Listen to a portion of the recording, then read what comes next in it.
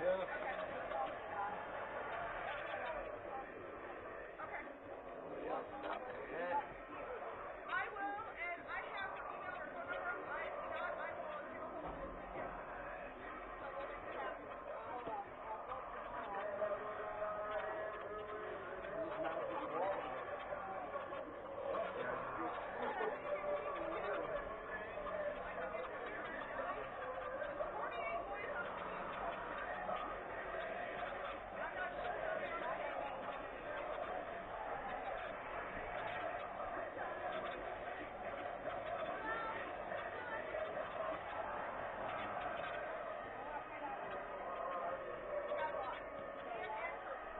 People logged on already. Really? Yeah, what? People logged on already. I'll talk to Bonnie, make sure she saved it. She knows the free. And if not, we'll go get you guys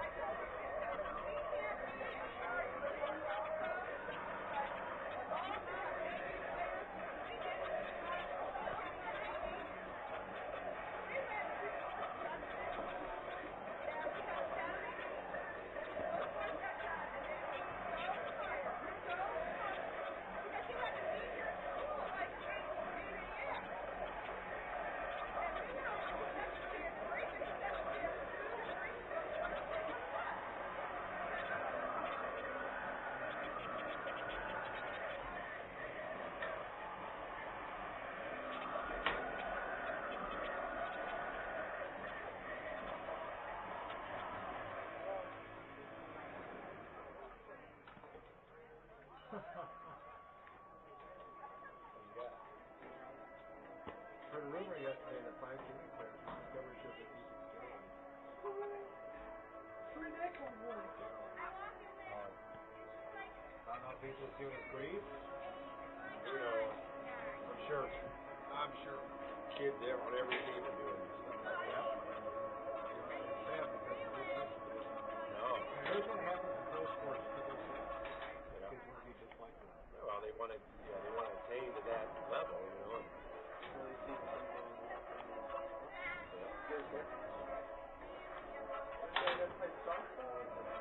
That's what you're saying. They don't look sweet whatsoever. No. It's softball, guys. We're not even getting paid to play. If anybody ever accuses you of it, Jeff, I'll be the first one to tell them they're a liar.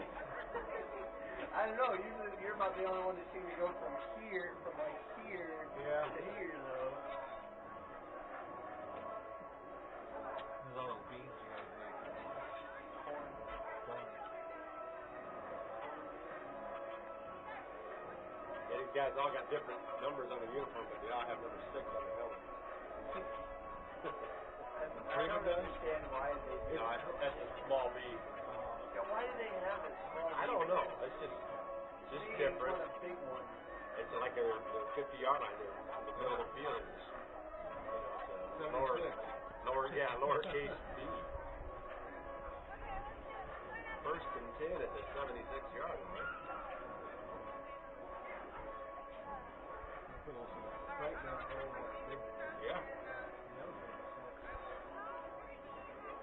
For 16, maybe they didn't count 16. Count 16, yeah, there you go. Did you say doing interviews down there? No. They're here. They interviewed. I saw a camera out there. They interviewed Bremen's coach and then they interviewed Campbell. I wonder if Latour's going to play tonight. Why? Nobody told us anything. I didn't feel like it. Hurt? Oh! I never heard. They don't bring it up. They have been starting to win some ball games. Yep. Speaking of which, conference standings will be. You'll be reading those off tonight. State rankings. This is what I was kind of wondering about. You need a pen for tonight, Bill? Testament Bible church. One of the ones we were supposed to give away that Sister Debbie never gave out. I gave mine away the same day. It doesn't have to receive a pen like that. No. It's got resurrection story on it.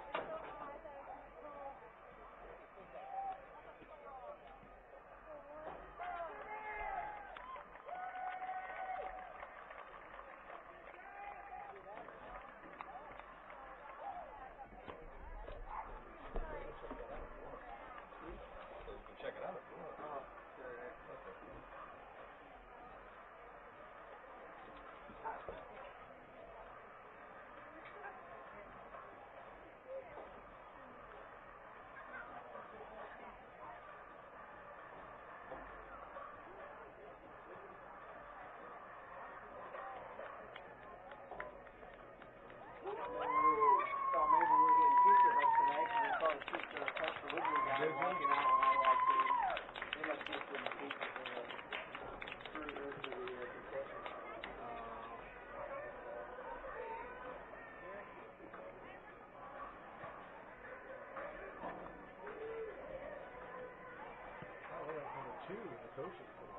I like it. Start where we're at.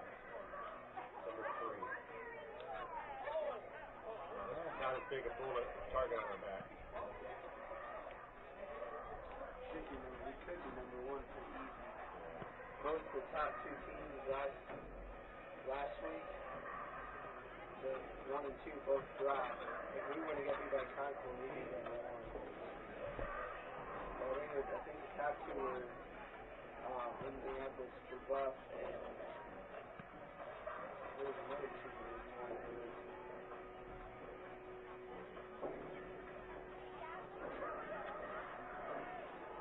Glenn's a 3-day team?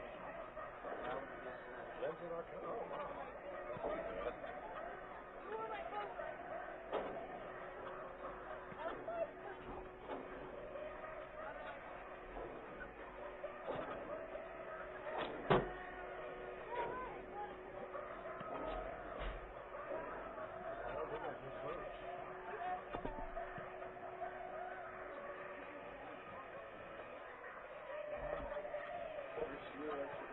For Bremen? Yeah, they were talking about that on the news. Really?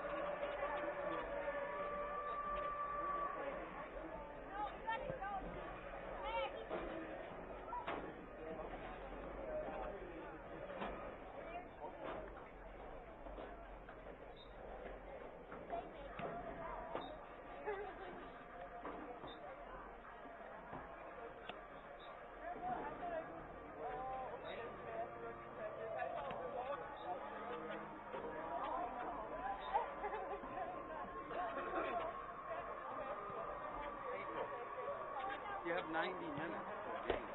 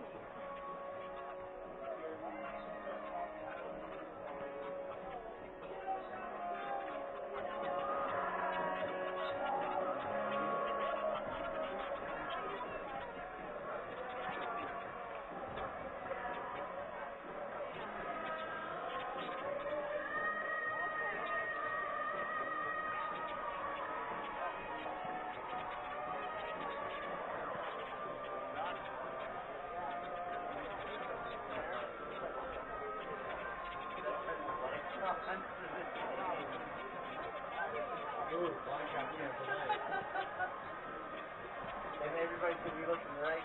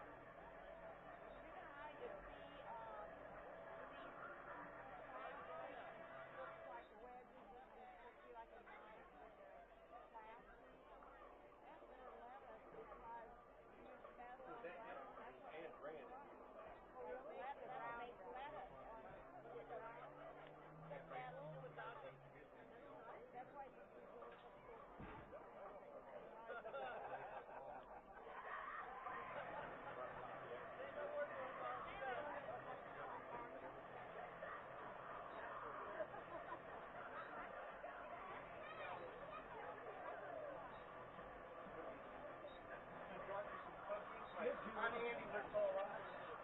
How you doing? We've been listening to you guys. Bob Whitaker. Nice to meet you. Those are best famous homemade cookies. Okay, So, well, that's I know you didn't get any milk this week. I plan on it for next week. Would you guys be available after next week?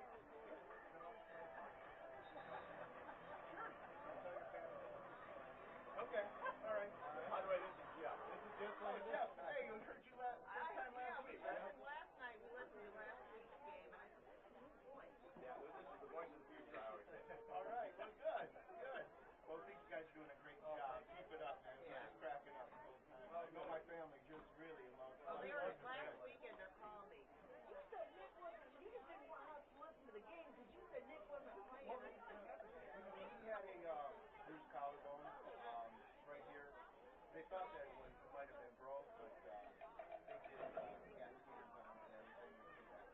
So he's playing. No, back He's still a little bit on the mend, but we're going to get him back into the slow release. He'll be back. Yeah, thanks. We appreciate it. I know you guys did a great job covering it. Let's listen next week. Good luck. Nice meeting you guys. Take care. We love you, man. In fact, I wish we could have made the family reunion. I wish we really would have been fun. Yeah, because we were all looking for you. Well, there you go. All right, enjoy the game. All right, Bye-bye. Thank you. We got cookies. Yeah. Oh, wait, I got cookies. You're the one that won the cookies. Well, possession is 9 tenths of the law. Yeah. Pretty much. That's what I tell my brothers anyway. But the Lord says I have to share. I just taught a lesson on that in junior church. I guess I better really share.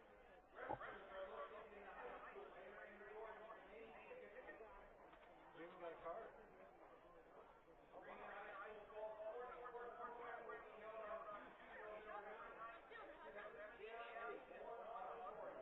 Maybe would you like to see a lesson with me?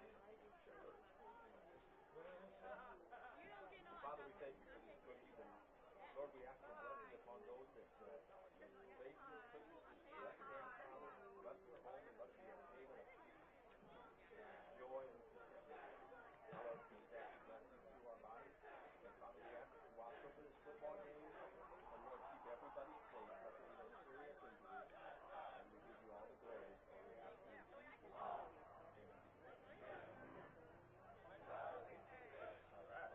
You know, I tried to look up to see what happened to that kid from Culver last week, and I never found it. Yeah, I think he broke his leg. He got rolled up from behind. One more for later. Okay, wait a second. Right down in front of him, he got rolled up from behind. As soon as it happened, it was like everybody stopped. Everybody knew the trainers come running across. They looked. They immediately went to the ambulance. They said they were over here. They brought the stretcher out and drove it in. I mean, it wasn't even like this. It was going on. Yeah. So I think everybody down there heard something. That made us get home at 11. I just get home at 11:30 and I eat something like that. It was really good.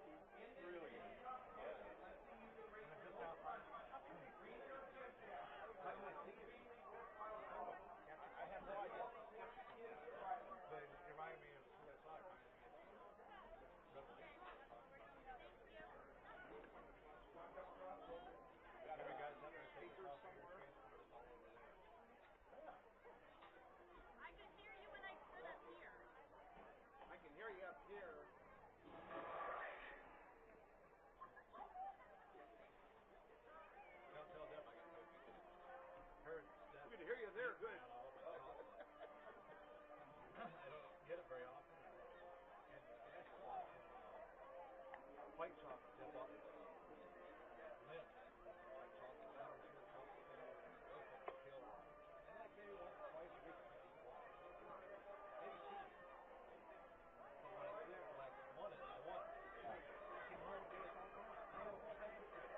Definitely like chocolate. So she ate it. Bought another bag. We'd eat all but the last couple pieces out of it. I'll grab those. One. Bought kids, people at work were bringing candy bars in for kids at school. I bought them all dark chocolate and almond. Yep. I bought one caramel one for me. Put it in the refrigerator. I'm gonna have that sometime next week or something. It was like a Wednesday, Thursday. I got chocolate and a caramel made. We got three dark chocolate almond bars laying there, which I won't touch. My caramel is gone. I have to go look for big enough clippers. There's any empty wrapper laying on the other bed. Oh no. Mom gave us a bunch of Reese's peanut butter cups last Sunday. Love for us to see the church. I went to get one Monday night, and they're all going, Stephanie. I'm like, you gotta be kidding. So I literally have to hide my chocolate in my bedroom. Yep.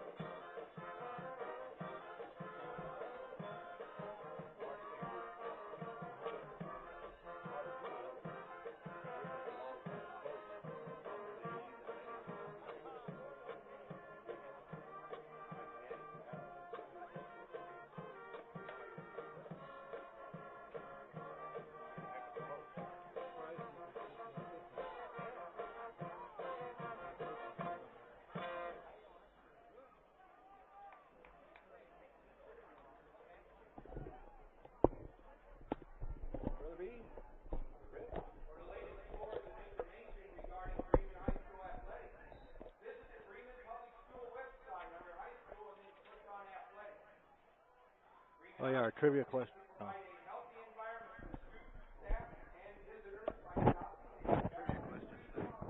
many times did Beaver march around the walls of Jericho? How many times did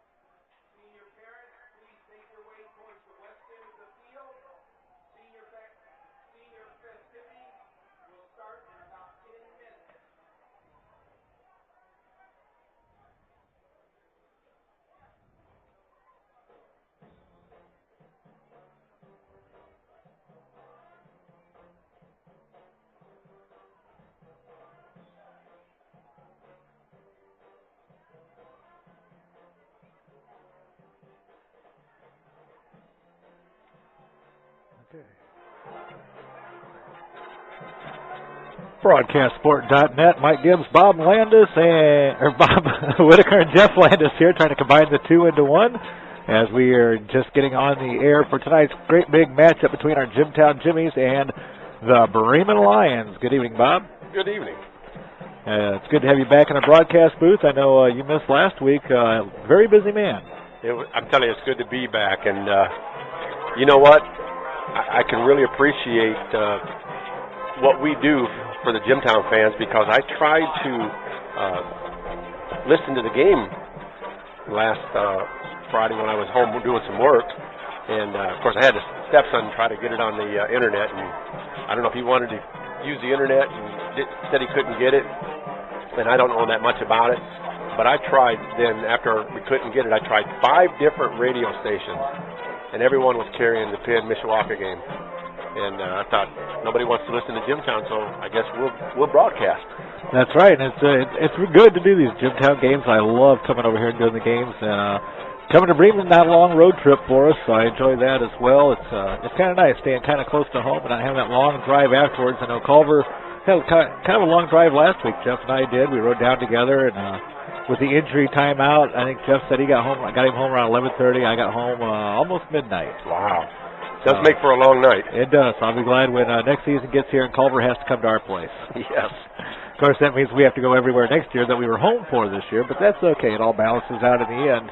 And tonight, again, expecting another great contest between our number 3, 3A, 6-1 Jimtown Jimmies as they travel down here to Bremen, Indiana, tangling with the 4-3 Bremen Lions. And our Jimtown Jimmies, Bob, have won 29 straight NSC matchups. Is that right? That's quite a streak. Wow, I didn't realize that. You know, but back in the day when it was the 1980 through the 80s and 90s when we were playing Bremen, and whoever would win in the playoffs seemed to go to the state that year, and so they've fallen on hard times over the years. They're starting to build their football team back together, getting it built back up, and it's good. But I didn't realize we'd won that many.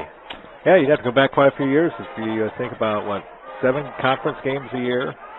So you're looking over 4 years since we've lost a conference game. Wow. And as it stands right now, our Jimmies are 5-0 in the NSC as Bremen's Lions coming into tonight's contest 3-2 in the conference. Glenn, by the way, is in second place at 4-1, hoping Bremen can trip up our Jimmies tonight and create a first-place tie. Because if Bremen doesn't knock us off tonight, it's pretty much in our back pocket. Going against Triton next week. Nothing bad against Triton, but they are really struggling this season. Yeah, we control our own destiny as far as conference championship goes. We just got to get by this Lion team, and we know they're going to be ready for us. Well, this is our final regular season road game of the year, as we go home next week for our final regular season game against Triton at home. The sectional draw, Bob, is this Sunday already with the first sectional game on Friday, October 22nd. Where has the season gone? I don't know. It just doesn't seem possible.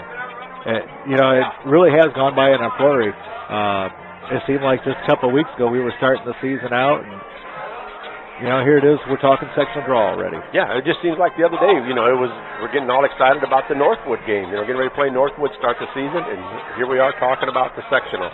I must say I do like the way sectionals are done nowadays, where every team gets a chance to get into the tournament. Oh, yeah. Northwood shows exactly why a few years back when they entered the tournament below 500 and ended up winning the whole thing. Yep, they sure did. Back in our day when we were in school, it was more of a round-robin type deal, and you could have one loss early in the season, and that one loss could end up keeping you out of the playoffs. Well, there were teams, back when they had the cluster program, there were teams that were undefeated that could not get into the playoffs because of the way that thing worked, and that was just a terrible, terrible idea. It doesn't get any better than this. This is the right way to do it. Everybody gets a chance. Yeah, it's very exciting. It's sad to see the season come to an end, and I know the Bremen fans are looking forward to sectionals as much as our Jimtown fans are, and every school is. It's like I said, it's the second season for these kids. It's a chance to play that one more game because especially as a senior, you just don't want to let go. Yeah, you don't want to turn in the uniform for the last time, that's for sure. Now, in Bremen's Lions, this is their senior night down here. This is the last time they'll be playing in front of their home crowd during a regular season and possibly for the season, depending on how they end up with the sectional draw. So they'll be saying goodbye to some very talented players that we'll take a look at when we take a look at Bremen's Lions a little bit later in our pregame broadcast. Some shout-outs going out to Stephen Comet, along with Dick Miller, Todd, and Melissa, and everyone else joining us early on in our pregame coverage tonight. Don't forget to keep listening throughout the game, as we will have a gas card trivia contest going on, give away $10 of free gas, as we'll test your Bible knowledge. And we've already got our trivia question picked out for tonight, and it's a good one. It's a good one. It's worth $10 of free gas to your choice of either Speedway or to 7-Eleven. And last week we gave away $20 in free gas because the winner the week before decided to pass it on and give it to someone else. So that was mighty generous of them. And again, 10 more bucks up for grabs tonight. You never know. The winner may decide to pass it along. We may have 20 next week. You never know. Yeah, that was Mark Scarce actually was the winner the week before and donated that back, and that was very nice of him. And of course, Mark works at where? Well, Walter's Auto Sales. Very good. Yes. So you know everybody. I know them all. You know them all. Like my mom, can't take you anywhere. Well, Brother Bob, when we come back in just a moment, we're going to have a look at our Jimtown Jimmy's last game and a look at their contest they face tonight against this tough Bremen Lions squad. All that coming up in a moment here on BroadcastSport.net. Place to find great computers, great service, and really great people. Stop by their showroom located at 2116 West Wilden Avenue in Goshen and see what's new in home and office computing. Their friendly service team is there to help with all of your computer repairs, whether you need a tune-up or a complete format and reinstall. New computers, high-speed DSL, Verizon Air cards, they've got it all. Mapletronics is your hometown store for computers and more. Give them a call at 534-2830 or visit their website at www.mapletronics.com. Walters Auto Sales in Elkhart is a family-owned and operated dealership that has been in business since 1975. Over the last 34 years, we have provided thousands of customers quality pre-owned vehicles at wholesale prices. All of our cars are new car dealer trade-ins, lease cars, or local trade-ins. Only the best for our customers, and a free Carfax report is available on any car by request. We also offer car rental starting at only $19.99 a day. We have all makes and models from compact cars to 12 to 15 passenger vans. Ask about our low price guarantee. And now open Walters Full Service Repair Shop. Certified ASE techs with over 50 years experience at the low Walters everyday price. Check out our $19.99 oil changes, $49.99 brakes, and free inspections. Hurry, these offers only valid a limited time. Brakes, tune-ups, tires, oil changes, engine and transmission exhaust. We do it all.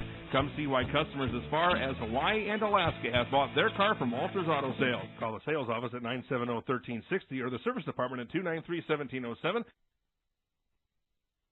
For a limited time, buy the Droid Incredible by HTC with an 8-megapixel camera, super liquid crystal display, and Adobe Flash 10.1 for just $199.99 and get any phone free, each after up to $100 mail-in rebate debit card. Visit any Verizon store, VerizonWireless.com, or call 1-800-256-4646. Rule the air. Verizon. All phones require new 2-year activation. Free phone must be of equal or lesser value. Droid Incredible requires a $29.99 data package. Early termination and other fees apply. Coverage details at VerizonWireless.com.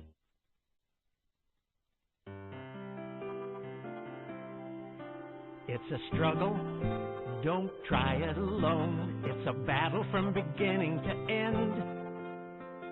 Applying for disability on your own? It's not easy. The Davis Disability Group put us on your side. Call the Davis Disability Group, put us on your side. Call Davis Disability at 1-800-75-5299.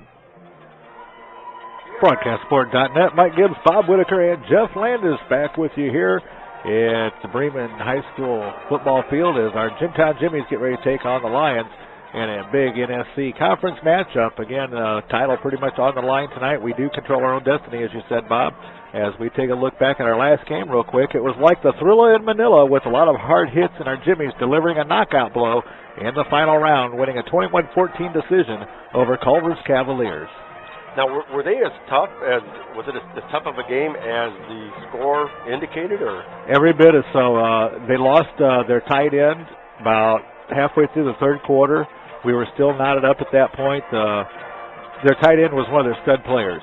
And he went down with a leg injury, and Jeff and I were talking about this, thinking that more than likely it was a broken leg by the reaction from the trainers and by the ambulance coming on the field as quickly as it did. Again, but we've not heard any more word on what happened to the young man. We hope and pray that he is okay. But once he went out of the game, it took a little bit wind out of their sails, and our Jimmies were able to get the knockout punch there early in the fourth quarter. But Culver, I was very impressed with them. If had they not lost their tight end, I think going into the sectionals and so forth, they could have been a state champion contender. Really? They were really that impressive. Wow. Very talented front line that was making some nice running room for their young running back, Michael Sallery. Sallery was able to get outside, much like our Devin Emerson. He was a workhorse, absolute workhorse for him. I believe he had like 25 catches for 100 and some yards last week against us. Wow. It's good to see, those teams that haven't, over the years been successful to have a good team and a good program like that this year. Well, we were talking about their running back, Sallery, doing such a great job, and our Jimmies were without Nick Lortola last week. He had a bruised collarbone that they were actually thinking might have been broken, but after he had his MRI on Monday, everything looks okay. He probably will not be getting any ball-carrying duties tonight, but we should see him on defense for our Jimmies tonight. Stepping in his shoes last week was running back Tanner Adams for our Jimtown Jimmies. 25 carries himself for 186 total yards, including 2 touchdowns on the night. Wow, took advantage of it, didn't he? Yes, he did. Make the most of it, as Drew Zeiger did as well. He had 3 catches on the night for 45 total yards. He also had 1 touchdown for our Jimtown Jimmies in that contest. And our defense, led by Briar Johnson, 11 tackles on the evening, along with Matt Hill, 9, and Brody Olson chipping in 8. And it's been quite a while since Eric Forrest's name wasn't there at the top of that list for tackles. Yeah, I told you one time I ran into Briar's mom, and, they got him in the program at 165, and she said, 150, 155 maybe. But, when your heart is as big as a 6'6" guy, you can play. Absolutely, and he can play. He did play. He had a very nice contest for our Jimtown Jimmies defensively last week. Tonight against Bremen, Bob, we got to protect the ball like the guards over the gold in Fort Knox. No turnovers tonight, and expect Adams to be elected to running back duties, with Lortola being a little bit banged up still.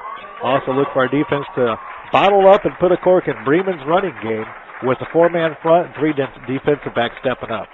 Yeah, I look for us to, have success tonight, but you can never, nothing's a sure thing. I remember coming down here, in 91, or actually in 91, and they had beaten us. I'm sorry, it was in 90, and they had beaten us in the regular season handily. And then we got in the playoffs, and those sophomores that went on the next year to win their first state title, they gelled. At the end of the year and right at the beginning of the sectionals, they gelled. And when we played Bremen again in the sectionals, we beat them, and we beat them pretty handily. So you never know. When you play a team that you think you're going to manhandle, especially when it's Bremen or Jimtown, you never know what's going to happen.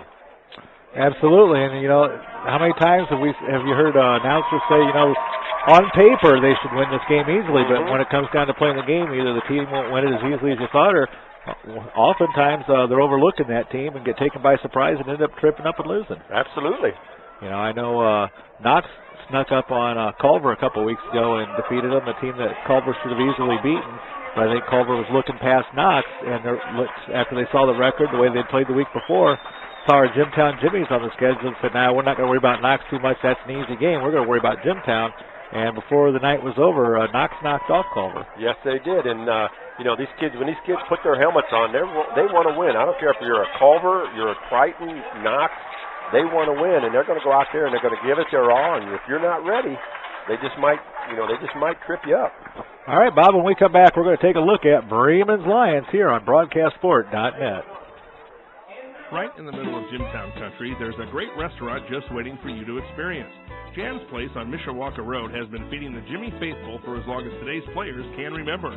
Jan and her staff will fix you breakfast in the morning or lunch until 2. Check out the daily specials because there's always plenty of good food and great service with reasonable prices at Jan's Place.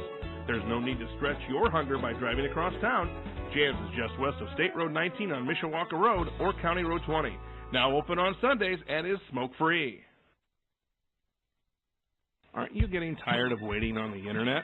www should not stand for worldwide wait. 4way.net offers wireless broadband internet service with nearly 50 towers throughout St. Joseph, Southern Elkhart, Marshall, Kosciuszko, and Fulton counties.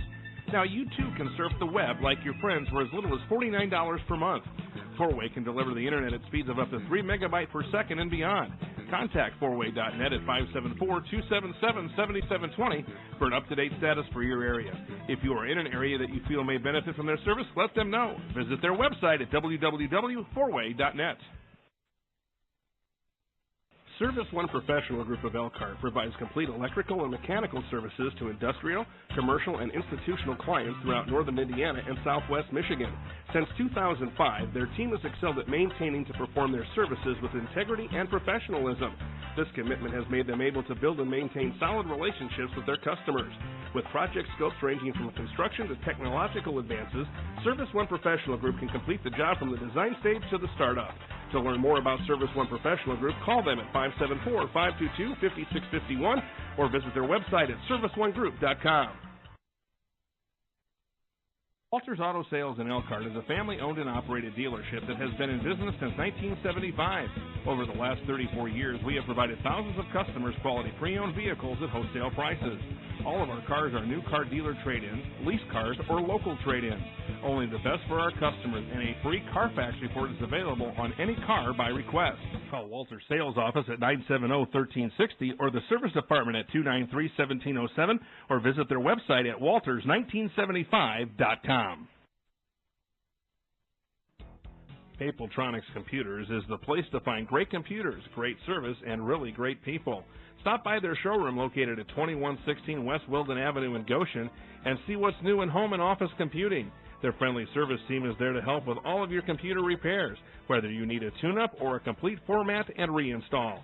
New computers, high-speed DSL, Verizon Air cards, they've got it all. Mapletronics is your hometown store for computers and more. Give them a call at 534-2830 or visit their website at www.mapletronics.com. Walters Auto Sales in Elkhart is a family-owned and operated dealership that has been in business since 1975. Over the last 34 years, we have provided thousands of customers quality pre-owned vehicles at wholesale prices. All of our cars are new car dealer trade-ins, lease cars, or local trade-ins. Only the best for our customers, and a free Carfax report is available on any car by request. We also offer car rentals starting at only $19.99 a day. We have all makes and models from compact cars to 12 to 15 passenger vans. Ask about our low price guarantee. And now open, Walters Full Service Repair Shop. Certified ASC techs with over 50 years experience at the low Walters everyday price. Check out our $19.99 oil changes, $49.99 brakes, and free inspections. Hurry, these offers only valid a limited time. Brakes, tune-ups, tires, oil changes, engine and transmission, exhaust. We do it all. Come see why customers as far as Hawaii and Alaska have bought their car from Walters Auto Sales. Call the sales office at 970-1360 or the service department at 293-1707. For a limited time. BroadcastSport.net, Mike Gibbs, Bob Whitaker, and Jeff Landis back here with you tonight in Bremen, Indiana, as our Jimtown Jimmies take on the 4-3 Lions. And the Lions come in 4-2 on the season, Bob. They are coached by first-year coach Robert Holmes, again, in his first year here at Bremen.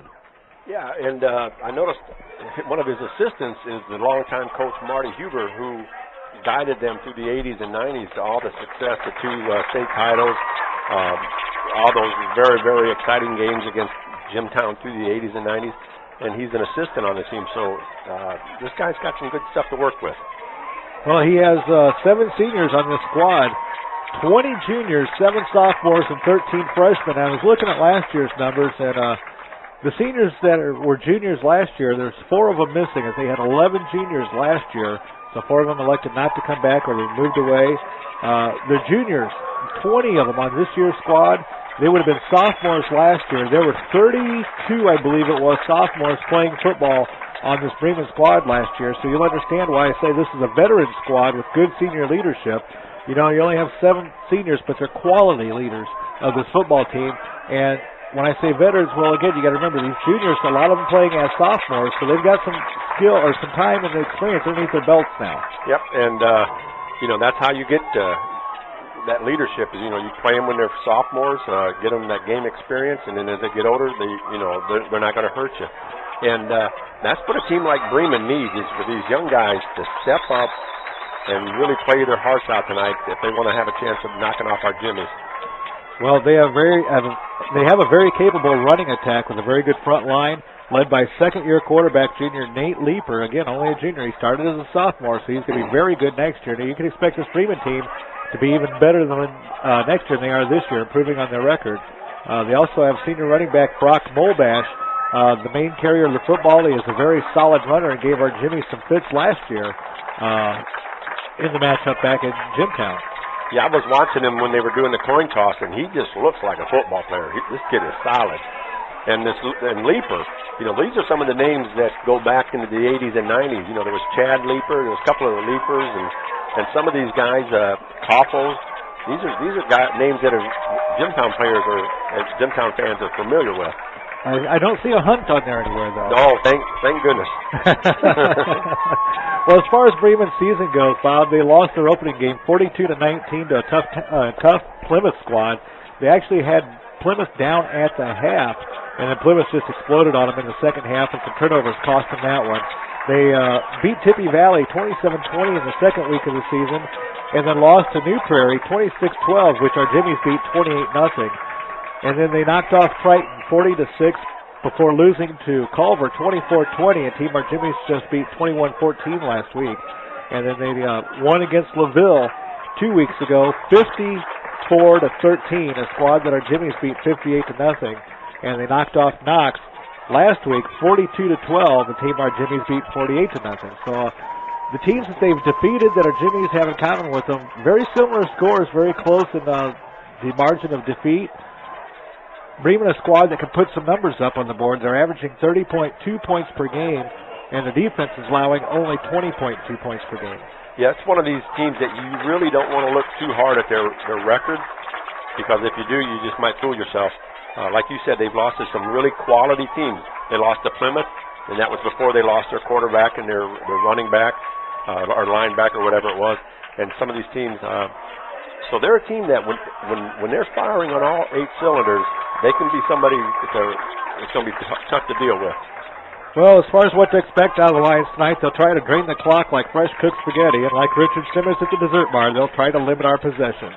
Defensively, expect a 4-man front from the Lions with 3 defensive backs and zone coverage in the secondary. Yep, they're going to do what they have to do, and they're ready, and hopefully we're going to be ready too.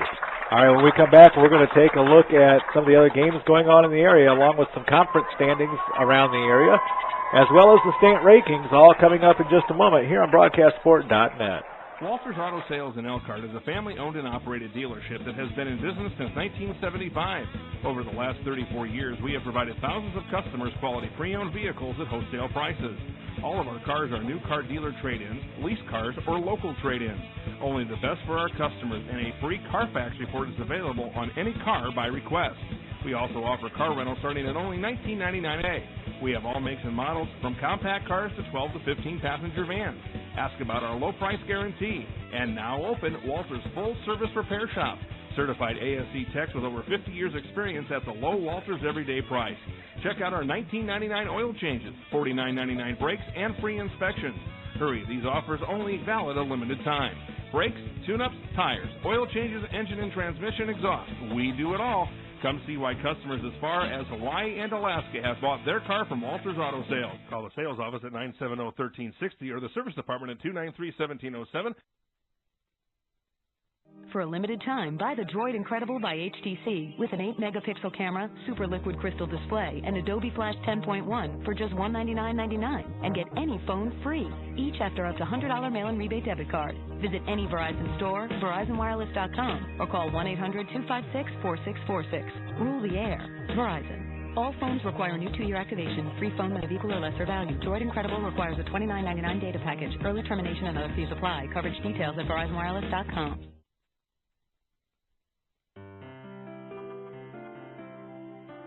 It's a struggle, don't try it alone. It's a battle from beginning to end. Applying for disability on your own? It's not easy. The Davis Disability Group put us on your side. Call the Davis Disability Group. Put us on your side. Call Davis Disability at 1-800-735-5299. Right in the middle of Jimtown country, there's a great restaurant just waiting for you to experience.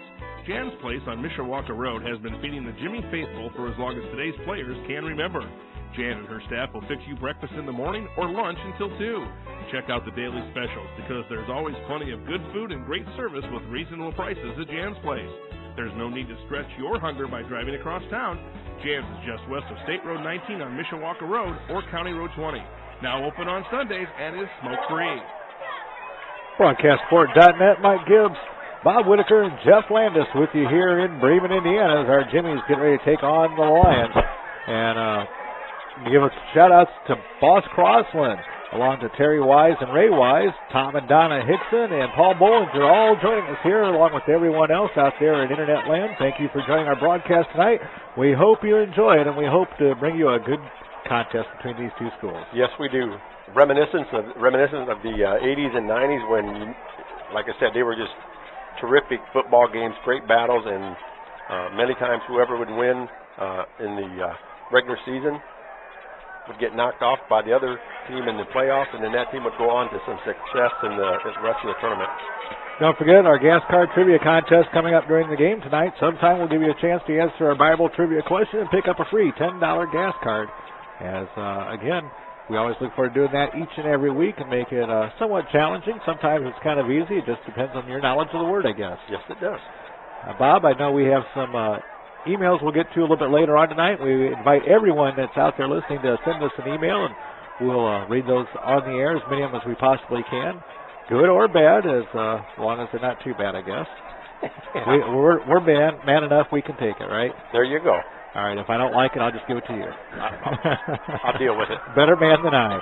Well, my brother, you have a look at some conference standings first, I guess, is where we'll go. Okay. In the Northern State Conference, of course, our Jimtown Jimmies are at the top, 5-0, 6-1 overall, followed closely by John Glenn, a team that, and here's the thing, I didn't realize that they're a 3A team. I was thinking 2A, but they're somebody we're going to have to deal with in the playoffs. Absolutely. And but they're second place. They're 4-1 in the conference, 6-1 overall. Their only loss is, of course, the Jimtown. And they're not a team I really want to play in the playoffs because it's hard to beat a team twice in 1 year. Yes, it is, especially a quality team like John Glenn is. So, following John Glenn, we have Culver at third, is 3-2, tied with Bremen. The Lions that we're playing tonight, 3-2. Knox is at 2-3. Along with New Prairie, 2-3. LaVille is 1-4, and Triton is 0-5. All right, what about some of the other area conferences from around our area? Now we got the NLC, we have the NEC or something like that. The Northeast corner, yeah. Northeast, yeah. Fairfield's over there. A Northeast corner. Now this is a team. This is a name that, the longtime Jimtown people are going to recognize. Cherubusco. Turtletown. Well, we played them back in the early '80s. In the tournament, and they ended up beating us 6-0. They blocked a punt and ran it in for a touchdown, and that was the only score of the game. And they beat us 6-0, and that was a hard one to swallow. And then we played them a couple other times, and they had an outstanding quarterback. A few years later, I can't think. He's one of them different, strange names. Kind of like we talked about one time before, and they beat us then again. So they're a team that we've had trouble with in the past, but they're at the top of the Northeast Corner Conference, followed by Angola. Cherubusco's undefeated, 6-0. Angola's at 5-1, followed by Fairfield, 5-2, as the Bremen Lions take the field, along with our Jimtown Jimmies. Lakeland is 4-3, West Noble is 3-3, Central Noble is 2-4. Eastside is 2-4, Prairie Heights is 1-5, and Fremont is 0-6. And then one other in the Northern Lakes Conference, which is one of my favorites. Yeah, good quality. This is a quality conference. This year at the top of the conference right now, and again, their destiny. They control their own destiny. Is the Concord Minutemen at 5-0 in conference, 7-0 overall, followed by Wawasee at 4-1. Plymouth 3-2, Elkhart Memorial 3-2, Goshen 2-3, Northwood 1-4, Northridge 1-4, and Warsaw 1-4. A very good quality conference right there. And of course, I think one more conference there would be the Northern Indiana Conference, which has a couple shocks in it. Yeah, this one, and it's good to see teams finally get over the hump, and Mishawaka has done that over the last few years with their new coach. And in the Northern Indiana Conference, we have Mishawaka at the top, 4-0, 7-0 overall, followed by South Bend Washington, 3-1, Penn at 3-1, Mishawaka Marion 3-2, South Bend Clay 2-2, South Bend St. Joe 2-3, South Bend Riley 1-3, South Bend Adams 1-3, and Elkhart Central 0-4. All right, I know you have some teams that stand out in the state rankings here as well. Yeah, these and this is what I noticed that Glenn was actually in our class, 3A class. But in 5A, we have local teams are Mishawaka, ranked number 3 in 5A. And I believe they're the only local team ranked in 5A. Penn, again, not in the top 10. Yep. And again, I think, that could be deceiving. I tell you, watch out for Penn in the playoffs because they know how to win. They have a way of winning. And, Mishawaka's knocked them off 3 straight times now, but don't overlook Penn because your season might end real quick. But also in 4A, we have. I believe we're going to pause for a moment for the playing of our national anthem, then we'll continue with 4A.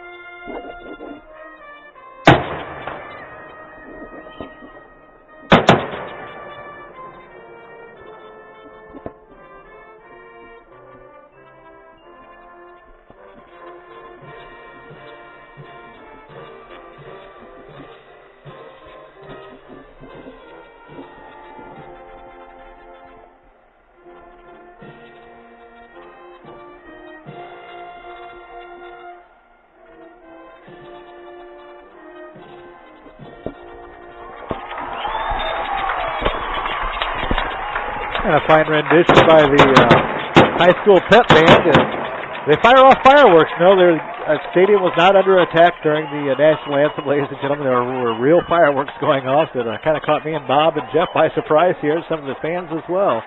As, again, a very fine job. And I kind of like the fireworks, especially the Rockets' red glare, timed just perfect. Yes, I think they worked that out quite well. And actually, there's fireworks before the game, and I'm sure we're going to have plenty of fireworks during the game. I'm sure you're right. As we continue with the look at 4A and 3A, 2A real quick. Okay, real quick. In the 4A, we have our Concord Minutemen undefeated at number 4. Columbia City, you can call them a local team, at number 8. They're 6-1. In 3A, of course, our Jimtown Jimmies right where we like to be. Number 3. That way the target's not too big on our back till we get into the tournament. We're number 3. Followed by Andrean at number 6, 6-1, and the John Glenn bringing up number 10. They weren't in it last week, but this week they're number 10. And in the in the 1A class, again we have Cherubusco, undefeated, ranked number 2 in Class 1A. Yeah. Culver has also it says in receiving votes. Culver got 20 votes and Winnemac 10. So. Some recognition there. There you go. So some of our area teams doing pretty well. I noticed down at I believe the east end of the stadium, Bob, as our stadium lays east, field lays east to west, a bunch of benches, or rather couches and chairs, recliners sitting back just at the back of the end zone. And again, students sitting in those, kind of a festive night for senior night. Nice seat to have. Yeah. Looks very comfy. And a great night to be sitting in a seat like that out by the football field. So Bremen wins the coin toss tonight, ladies and gentlemen. They decline. Our Jimmies will get the football first. And then the Bremen Lions will have it first coming up in the second half. Got Tom Humes checking in from Chino Valley, Arizona. Bob. Hello, Tom. How you doing? Jeff says hi, too. Got Tom and Donna Dixon saying, go Jimmy's. Hello to all Jimmy's fans. And hello, Uncle Paul. Say hello to Aunt June for me. Also, who else we got checking in? We'll get to that in a moment. It's a high kick hauled in by Zeiger at the 9-yard line. Brought forward to middle field. And brought down there. He had a lot of running room, Bob, before he faced a green and white jersey. Yes, he did. And if that young man doesn't make that tackle there, they're probably still chasing him. Got an email for Bob here. It says Virgil Folk was the Cherubusco running back. Virgil Folk. Okay, thank you. I guess somebody in this world Bob actually didn't know. Actually, he knew him. He just couldn't remember the name. That's what it was. Our Jimmy's come out on offense the first time tonight. The ball resting at the 28-yard line or so. Hozinski under center, an I formation behind him. Adams the carry. High hurdles the first man through for Bremen and goes down. Nice play up front by the Bremen Lions, number 60, I believe that was. Yeah, Alan Bolenbacher making the dive in and making our young running back Adams dive over him and tripped him up. That's the same kind of tackle that they did on the opening kickoff, where they're diving low and making the guy try to hurdle you or dive over you. So no gain on the play. It remains second down and 10 to go with Szynski under center. Another I formation, one receiver near side. Jimmy's going from our left to our right. Handoff up the middle they go. Adams the carry, and he's got 8, almost 9 on the play. Give him the full 9 out near the first down marker, actually, by the time they spot it, and they say it is good enough for the first down, so give him credit for 10. And a first down for our Jimmy's. Yeah, he did a nice job on that. And matter of fact, if the safety doesn't come up and help on that tackle, he might have just broke that one for quite a bit more. Again, Jimmy's going left to right, just underway first quarter. Gold helmets, white jerseys, maroon numbers with the maroon pants and black shoes. Szynski up underneath center, and I behind him again, 2 receivers far side. Quick pitch on the far side. It's caught. No, it's dropped by Zeiger, and they're saying no catch. It was not a lateral, but rather it was a forward pass and incomplete to Zeiger, who had plenty of running room. Yeah, he did a smart thing to make sure, he knew that was a pass and not a lateral, but sometimes the officials aren't sure, and he made sure by going down and getting the ball and make sure Bremen doesn't come up with it. Second and 10. Bremen in their white helmets with the number 6 on them. Oh, wait, no, that's the small letter B. I'm not sure. We were talking about this in pregame, or before pregame, why it's not a capital B, but hey, they go with what they go with. White helmets, small case B on them with the green jerseys, white numbers, and white pants with green trim. And our Jimmy's going to hand it off to Moore. Moore scatters around the left end of the line. Escapes the first would-be tackler. Picks up 10. 10 exactly, right to the 50-yard line, as the Bremen Lions have given up 2 big 10-yard running plays to our Jimmy's early on. Yeah, he got outside, and it looked like Bremen's a little bit slow on the edges, perhaps, and we might be able to take advantage of that tonight. Bob, we're in a very small press box tonight, I noticed. And yes, we are. I know you and I aren't getting along, so we had to put Jeff between the two of us. But it should go okay. Again, packed in like sardines, but as long as our Jimmy's win, that's all that matters. That's right, and at least I don't have a post in front of me tonight. Excuse me, allergies are kicking in. I was wondering earlier, and I knew this from all the years of, in the 80s and 90s watching Bremen, but, the first time I saw it, I thought, well, they all got different numbers on their jersey, but they all got a number 6 on the helmet, until I realized it was a, lower case B. Pro set formation, handoff straight up the middle, and I believe that was Adams getting the carry ahead. He's going to pick up about 3 on the play. There's some hitting going on there. Bremen really watching the front line of our Jimtown Jimmy's and trying to make us earn it up front. Yeah, it looks like they're trying to shoot some of the gaps and trying to outguess Jimtown on the play and shoot gaps. You have to pardon me, ladies and gentlemen. I've got an allergy attack going on. All of a sudden, the sneezing fit. First time in all my years of broadcasting I've had this happen, but it does happen. Adams gets another carry, left side of center.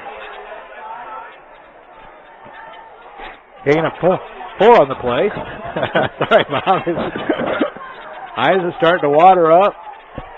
Oh, you sure it's not a cat? Maybe Bremen brought a cat through here. We got a couple cats at the house, I'm sure, since we've gotten the second one here a few weeks ago. My allergies have been a little bit worse, but it'll pass. It'll pass. This too shall pass. Bless you. Lord does every day. Pro set formation, handoff straight ahead. Our Jimmy's facing a 3rd and 2. It'll be close, but it should be 4-down territory if we don't get it. Like I said, it's awful close, ladies and gentlemen. They're going to say 4th down, about a half a football to football length short. Gut check time for our Jimmy's offense and Lions defense. 4th and less than a yard to go. The ball on the Bremen 41-yard line. Another pro set behind him. Hand off straight ahead. Tanner Adams again. The carry. Adams got the 1st down and a couple to spare. So our Jimmy's marched the ball right down the field against Bremen's Lions with 8:47 left to go in this one. Yeah, he just shot the gap, and the first running back through took out the linebacker, and he was able to pick up the 1st down.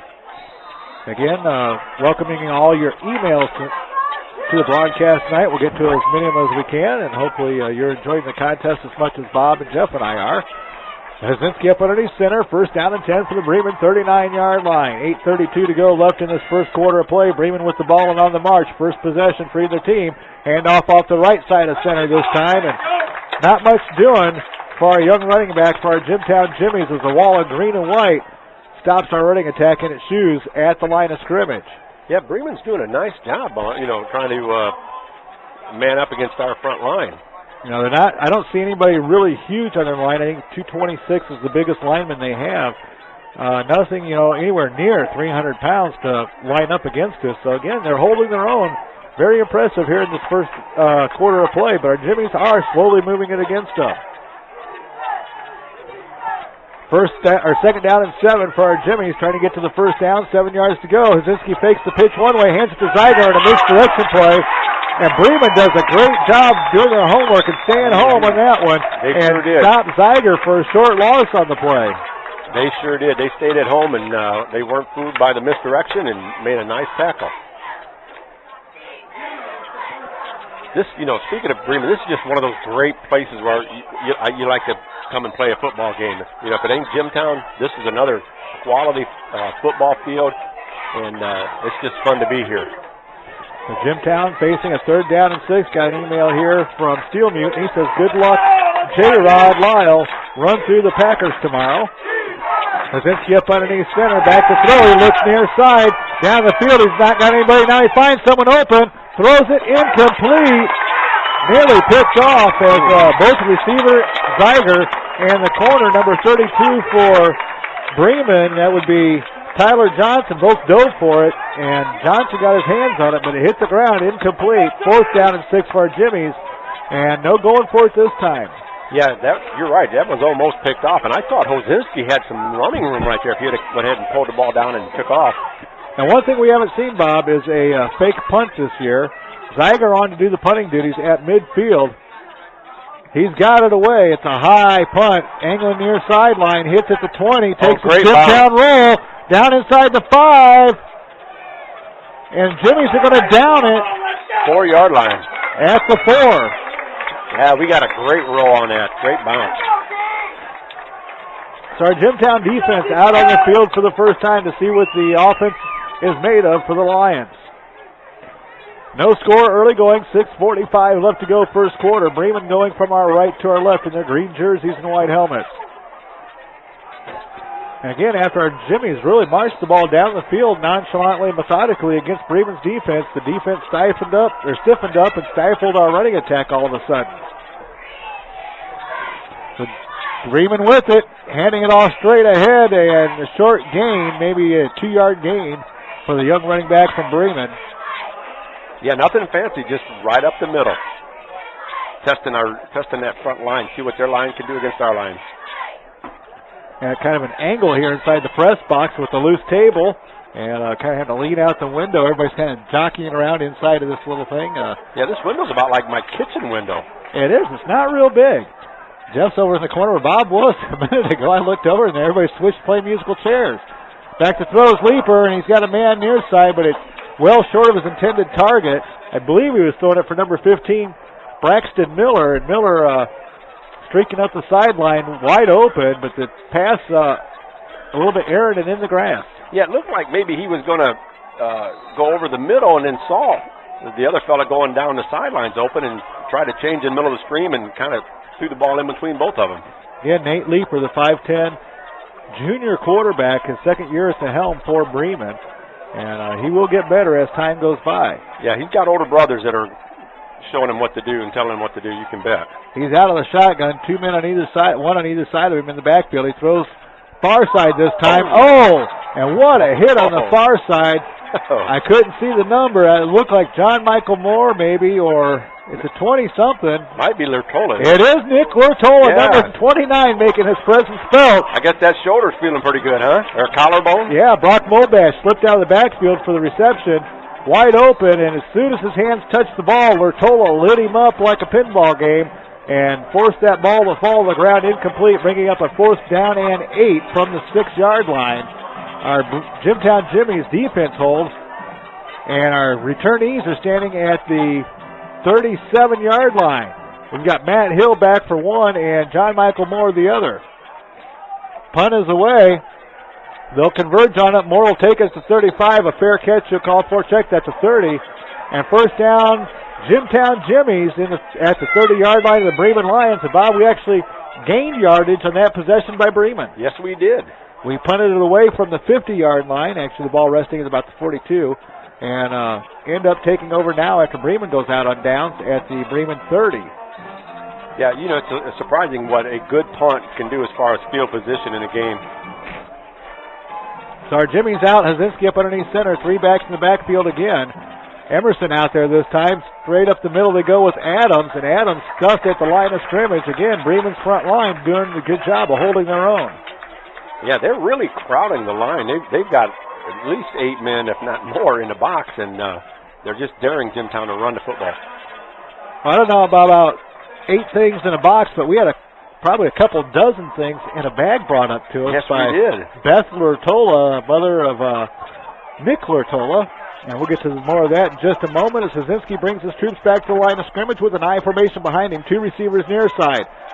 Quick hitter up the middle. No, Hazinski's going to pitch it back to Emerson. Coming around.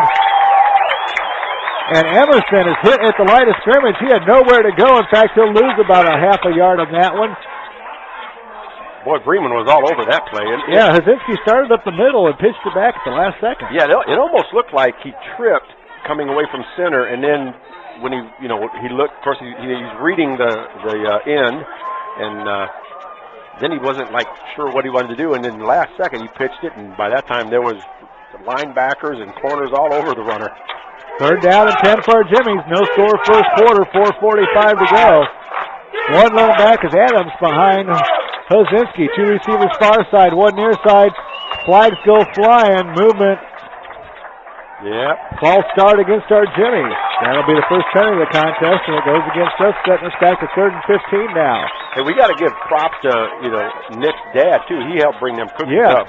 Absolutely. And again, thank you so much for the awesome cookies, and thank you to all of the Lurtola family for listening along. We got a nice card the Lurtolas gave us as well. It says, thank you all for doing such a great job, allowing all the Jimtown fans a chance to enjoy the games. It's nice to have a way for out-of-town relatives to follow the kids. You sure have made Friday nights quite enjoyable for our family. Thanks for putting up with us. Keep up the good work, the Lurtola family. You know, and like I said earlier, even local teams, it's hard to, we got another whistle. But like I was telling you, I tried to listen to the game on the radio last Friday, and 5 radio stations, all of them carrying Penn and Mishawaka. Jimtown takes a timeout. They're going to think things over for a moment, but back to the cookies, they were awfully good. They were so good, as a matter of fact, that I ate my first half cookie and my second half cookie in the first quarter. And you're hoping for an overtime cookie for later. If we go into overtime, then I get another cookie. Well, he who holds the cookies makes the rules. Since I've got them in my bag in my possession, 9/10 of the law. We'll see about that. All right, then. But then again, I did teach on sharing in junior church last week, so I guess I'll have to... sharing is good. I'll have to share, or else the students will be disappointed in me, and I'd be nothing more than a whitewashed wall hypocrite. So don't forget, ladies and gentlemen, gas card trivia contest coming up a little bit later tonight, and give you a chance to win $10 in free gas from either Speedway or 7-Eleven, courtesy of us here in the broadcast booth at broadcastsport.net. Again, Mike Gibbs, Bob Whitaker, Jeff Landis along with you tonight.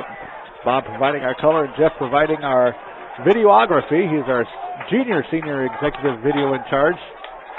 As Hazinski drops back to throw out of the timeout. He's got a man down the middle. He's got Matt Hill. Oh, Matt Hill had it in his hands and went to secure it, and it slipped out. And our Jimmies cannot convert on 4th and 15. You know, that pass hung up. If he gets that pass away earlier and a little bit longer, that's a touchdown. It almost was regardless, but unfortunately Matt Hill didn't quite haul it in, and the defender had nice positioning on it to break it up for Bremen. The defender actually, when he went up to make the catch, the defender actually hit him and jarred the ball loose. Julie Sharp says go Jimmies and go Hoosiers, beat the Buckeyes. A high punt, nearly blocked by Bremen. Yes, it was. And Tiger barely got away. Bremen's going to take over, a little bit better field position than last time when they started with it. Yeah, I think Tiger got just a little bit laxed on that punt, and it about got blocked. Bremen takes over around their 10-yard line, make it the 10 3/4 yard line, 1st and 10 to go. For the Lions, no score, 4 minutes and 3 seconds to go, first quarter of play. Bremen going from our right to our left. Good turnout by the Jimtown fans across from us as well. Yes, it is. Leaper up underneath center this time. One lone back behind him. They send a man in motion. 2 receivers to either end of the line. And they're going to sweep it around near side on the handoff. Not much doing. Nice tackle down there by our Jimtown Jimmies. Colin Kroom, number 21. Did a great job of staying at home, not getting faked out. That'll bring up a 2nd down and 9. A short gain on the play for Bremen on the end around. And they send the play in slowly from the sideline. Again, taking as much time off the clock as they can, trying to shorten the length of the football game and put it more in their favor. Yes. That's kind of like if you had to fight Mike Tyson. Would you fight him for 1 round, or would you rather fight him for 5? Take it 1 round at a time. Try to survive each one as you go. Handoff straight ahead, and Bremen's going to lose that yard they just gained a moment ago. A nice surge by our Jimtown Jimmies front 4. And again, Bremen losing a half yard to a yard on it, bringing up 3rd down and 10, unable to solve our Jimtown Jimmies defense. Yeah, they really spread the field on that play, trying to look for, find some gaps, find an opening somewhere, get upfield a little bit, and Jimmy's having nothing to do with it. Got an email here from Art Dean. We love hearing from Art. He's over at Greencroft Retirement Center in Goshen, enjoying the easy life now. Says can't get to many games anymore, but you guys bring the game to life for me. Great job. Thanks, Art Dean. And thank you, Art Dean, for emailing us tonight. Leaper back to throw. He's got a man over the middle. It's his big tight end, number 44, to catch, Mitch Huppert. I wonder if he's in relation to Dean Huppert from Fox 28 Sports. Dean is a Bremen alumni. I'm wondering if there's any connection. Very well could be. One of these years, I'm going to get the guts up to challenge Dean and Allison to their golf challenge. Oh, you are? Yeah, I'm not much of a challenge for them, so I figured that at least I could be friendly enough to give them their couple of strokes that they need to overcome their competition the rest of the season. Take my Uncle Paul with you. Is he bad too? Oh, he's good. Oh, he's good? Yeah, he's good. He's a good golfer. I wish I were. Right now, Bremen looking to get some good yardage here after the third down pickup. They're facing 4th and 1, and they're going to punt it away. High punt near sideline into the hands of one of their assistant coaches, out of bounds. And our Jimmy starting out with excellent field position once again, taking over around midfield. Yep, right at midfield, actually. We'll give a shout out to all our listeners joining us tonight's broadcast. Again, looking forward to all your emails coming in, and we'll get to as many of them as we possibly can on the internet as the game progresses. Again, great having Nick Latola back in the lineup after missing last week, and it's good to know that it was not a broken collarbone. Very good to know, especially with the playoffs coming up in a couple of weeks. Yeah, he did have a bone bruise in his collarbone, as he will not be singing duties at the running back position. Hazinski swing pass out to Zeiger on the corner. He's got 7, almost 8 on the carry after the catch. Nice quick hit by Hazinski to Zeiger, and a good percentage completion for Hazinski out there in that quick little hitter. It's an easy pass to throw, but a little dangerous at times too. If your corner picks up that it's happening and it's coming, it's an easy quick 6. Yeah, exactly right. If the corner reads that quick enough, there's nothing between him and the end zone but green. Hazinski up under center, going left to right still. I formation behind him. Going to hand it to Adams on the quick hitter straight ahead. Tanner's got the first down. Bull is going forward. The ball's loose. Bremen's got it. Tanner Adams turns it over for our Jimmies to the Bremen Lions at the 32-yard line after a huge gain. He was swarmed under by 4 green jerseys, one of them popping the ball loose, and Bremen comes up with its first turnover tonight. That could be a key to this contest. Yeah, that's kind of like that Concord game when we stripped the ball from Chris Macon. You know, Chris had picked up a lot of yards, had 3 or 4 Jimmies hanging on him. Same thing right there. He picked up some real good yardage, but there was 3 or 4 guys pulling on him, and one grabbed the football and was able to jerk it loose. So Bremen's leaper up underneath center, handing it off to the tailback. Nice carry near side. He's going to pick up 3 on the play. Stretching it near side. Tackle made by our Jimtown Jimmies. Number 54, Corey Hill on the tackle. That's a name we haven't called too many times this season. No. Did make a nice tackle on that. He's one of those kids that just, you know, he's in there plugging the holes and taking the interference out of the way so that other guys can make tackles. Leaper up under center again, split back, fakes toss near side, fakes it far side, comes back across the middle. He's got his man again. They're a big tight end. Nick Huppert having a nice game. 2 big catches for first downs in this early going in this first quarter. Down to 26.4 seconds left in the opening quarter. No score between our Jimmies and the Lions of Bremen. Yeah, he had a lot of time back there. He faked to the left out in the flats and then spun around, faked to the right side out in the flats, and then hit the tight end over the middle. Get some other scores. Mishawaka leading Clay 14-0 in the second. St. Joe leading Lakeland 27-0 in the second. Washington leading Riley 14-0 in the second. Bremen hands it off straight ahead. They go with it. Brock Mulback hits the carry. Near first down yardage on a big gainer on the right end of the line as our first quarter comes to a close. Yeah, I think he's got it. We'll find out for sure when we come back to start of quarter number 2 in a moment on BroadcastSport.net. Aren't you getting tired of waiting on the internet? WWW should not stand for Worldwide Wait. 4way.net offers wireless broadband internet service with nearly 50 towers throughout St. Joseph, Southern Elkhart, Marshall, Kosciuszko, and Fulton counties. Now you too can surf the web like your friends for as little as $49 per month. 4way can deliver the internet at speeds of up to 3 megabytes per second and beyond. Contact 4way.net at 574-277-7720 for an up-to-date status for your area. If you are in an area that you feel may benefit from their service, let them know. Visit their website at www.4way.net.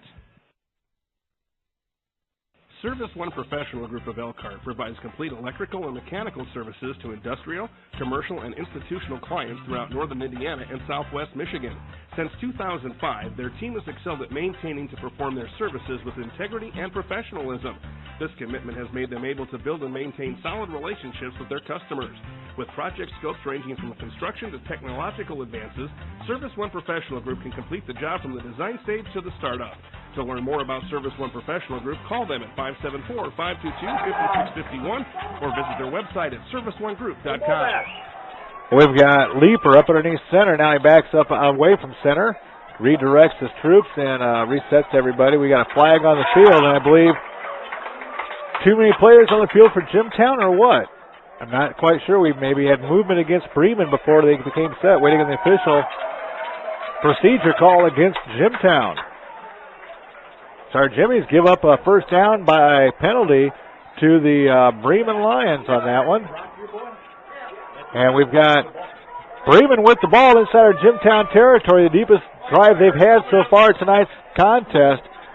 They are facing a 1st and 10 from the Jimtown 39-yard line. Handoff straight ahead they go. Mulbash the carry. And he fights for a couple of hard yards. His parents sitting right in front of us, I believe. Yeah, that's his dad right down there. So if you hear a lot of hollering when Bremen's running the football, that's Mulbash's dad. Bob getting to know somebody else that he didn't know in this world. Just underway, second quarter. Bremen going from our right to our left this time. Again, green jerseys, white helmets, and small letter B on them. Whitish silver pants with the green stripe down them. Again, going left to right. Leaper out of the shotgun. He's got backs on either side of his hips in the backfield. Fakes the handoff, swing pass far side. It's complete. Good for the first down. Tackle out there made by Colin Kuhn for our Jimtown Jimmies. But not before Bremen picks up the first down. And had Colin not made that tackle, that was 6 points for sure on the scoreboard. Yes, it was. He made very nice tackle, and you're absolutely right. If he doesn't, that's 6 for Bremen. The Bremen's Lions on the march here in the second quarter of play. Yes, Jeff was commenting on Leapers, the quarterback for Bremen, saying, you know, if this kid was about 3 or 4 inches taller, his mechanics are good, his arm's strong, good movement. This kid could be a ball player somewhere. Handoff straight ahead this time. And Bremen dragging a couple of our Jimtown players with them. I believe that was Mobash to carry once again. It was. Not the tallest of running backs. He's 5'8", but he's a solid 183-pound senior for Bremen. Yeah, he's another one of those kids that I bet you in the winter he's wrestling. Oh, I'm sure. He's, again, a very solid physical player for the Lions. Very impressive early going in this contest. Bremen sends one man out, Zach Renner, the receiver, far into the line.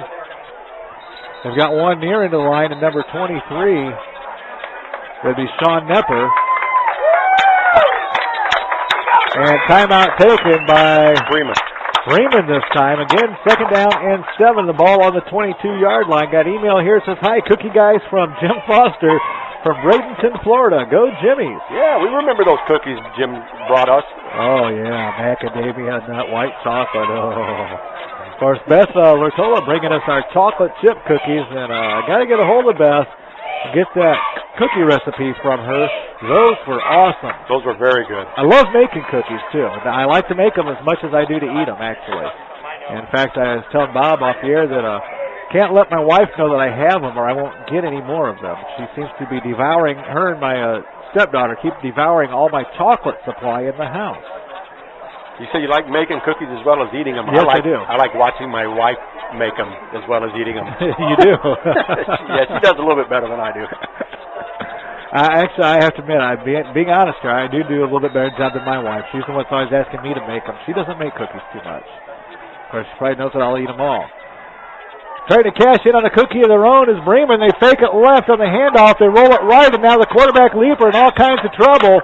Brought down after a 2-yard gain, if you can believe it. I thought he was trapped in the backfield, but he shook himself free enough to actually pick up 2 and put Bremen in a 3rd and 5 situation from the 20-yard line of our Jimtown Jimmies. Yeah, he was looking to roll out and looks like he was going to go downfield, but Landon Ferguson did a real good job of staying at home and turning that play back inside and making him run upfield. Now, Leaper comes to the sideline to his coach in order to get the play between every play. And they were down to 15 seconds by the time he made it back to the huddle. Play clock down to 3, 2, and he gets the snap. Throws it over the middle. It's complete once again. And none other than Huppert, the reception over the middle. Very impressed by this young man from Bremen in the receptions. Has 3 big first down receptions that he's made. Or third down receptions, 4 first downs, I should say. Yeah, when he pump fakes, he does it really quick and very deceptive. He pump fakes, and then he just as quick as he fakes it. And the next time he lets it go, and usually he's got a guy open over the middle. Our Jimmies need a turnover in the worst way. The Lions on the 10-yard line of our Jimmies early going here in second quarter, and looking to threaten to score. Molbash the lone back. He's going to get the carry. No, it's going to be Leaper carrying it himself. Fighting after he leaps over the line of scrimmage down to around the 2-yard line. Great play by the young quarterback from Bremen. Yeah, that was a double fake. He had the man in motion who come across, and he faked it to him. Then he faked it to Mobash right up the middle and just followed Mobash right through the middle and was able to get some good yardage on that. Got an official stoppage to play on the field for a moment while they set things up. Going to measure the football to see if it's first and goal or second and goal for Bremen. Or second and 2, I should say. Lions awful close to that goal line. I can see that much from the vantage point we're at. It looks like they're going to be just short, about a shoelace width short of the first down. So a little bit second down and 1 to go. The ball on the 3. And again, Bremen trying to score first here against our Jimtown Jimmies. Yeah, we need to get a little fire in these Jimmies. Kind of pin their ears back a little bit right now. Keep Bremen out of the end zone. Our defense looking a little bit flat here on this drive. We looked really good the first couple, and now all of a sudden Bremen just finding something offensively, getting the rhythm, and getting things going against our Jimtown Jimmies, threatening here with the second down and 1 to go from the 3-yard line. 8:53 to go, second quarter of play. Again, Bremen going from our left to our right. Our Jimmies backs up against the goal line wall. 3 men in the backfield for the Lions. Leaper under center. He's going to hand it off. Sticking it straight ahead, I believe, the carrier, number 33, Eric Nepper. And did not get in. Our Jimmies holding short of the touchdown, and I believe they held him short of the first down or not. No, they say he did get first down in yardage. He only had to get about 3 or 4 inches to get it. He got about 4 inches. Yeah, he didn't get much more than that, that's for sure. A nice wall by our Jimmies, but now they're going to have to stand him up 3 more times and force him to a field goal attempt if we don't want to give up the touchdown. First down and goal from the 2 for the Lions.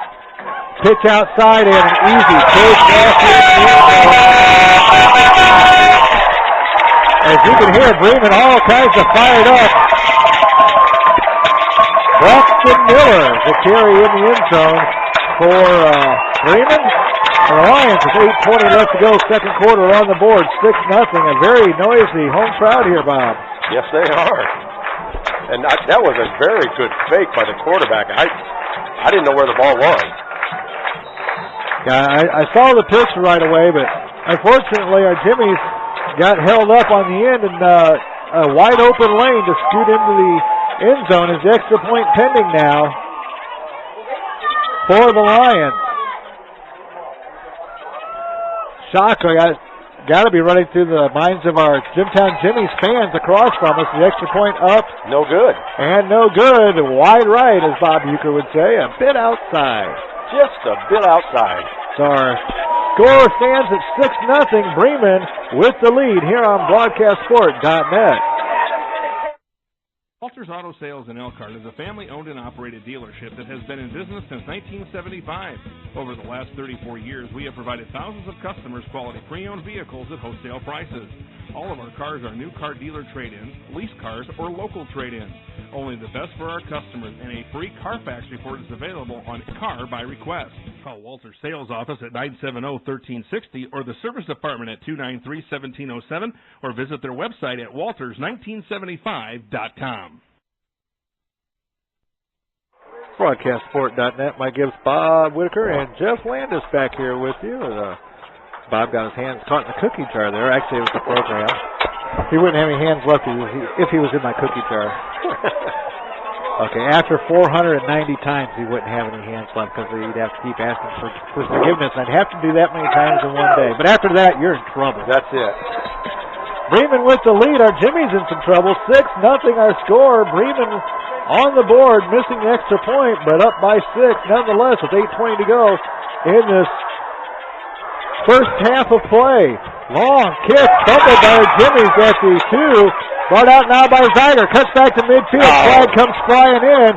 As Zeiger goes flying down around the 20. No, he's still going. Broke free. I thought he was going to go down. He was in a wall of white and green around him. Somehow he escaped it without touching a knee.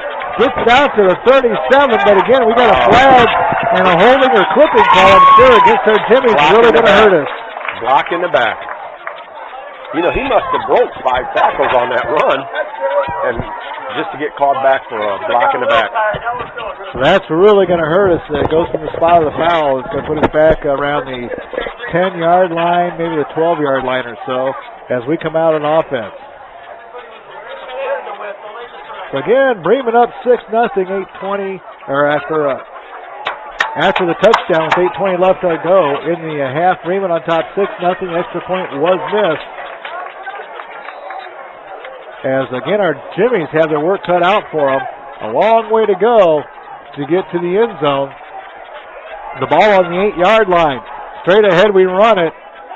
Short gain, the ball on the ground, and Bremen Sanders got it. Wow. Oh my goodness, ladies and gentlemen, the wheels are coming off the cart in a hurry for our Jimtown Jimmies. We turn it over again. Deep inside of our own territory, the ball on the 9-yard line, and Bremen's got it 9 yards away from scoring again. Wow, it's time to stiffen up right now for the Jimmy.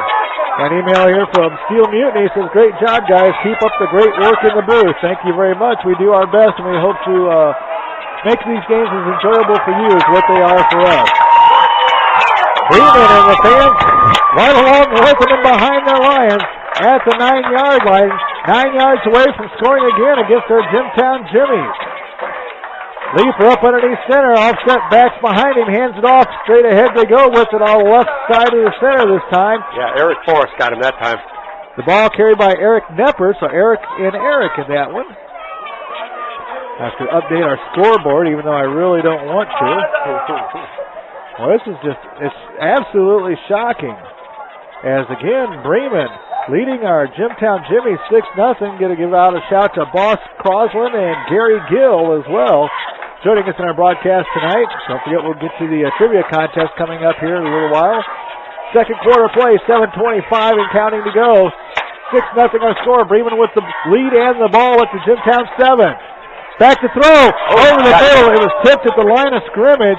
Intended for Huppert. Wide open over the middle once again. And lucky for our Jimmies, it was tipped, or else that would have been 6. Yeah, that was a very nice pass pattern. Fortunately for us, we talked about it earlier, the quarterback's not that tall. Somebody was able to get a hand and knock that one off direction just a little bit. Yeah, I'm looking around, Bob, and I noticed that you gave up your positioning as far as your seating, and Jeff's now in front of you. And Jeff keeps looking down at the cookie piece you have left sitting in front of him down there. He just keeps looking down, and I keep seeing drool dripping on it. So if it's a little foggy, it's Jeff's fault. We got a timeout here. Bremen's going to take a timeout. We'll go ahead and take a timeout with them real quick. Come back with more in a moment here on BroadcastSport.net. Yeah, but if you... Mapletronics Computers is the place to find great computers, great service, and really great people. Stop by their showroom located at 2116 West Wilden Avenue in Goshen and see what's new in home and office computing. Their friendly service team is there to help with all of your computer repairs, whether you need a tune-up or a complete format and reinstall. New computers, high-speed DSL, Verizon Air cards, they've got it all.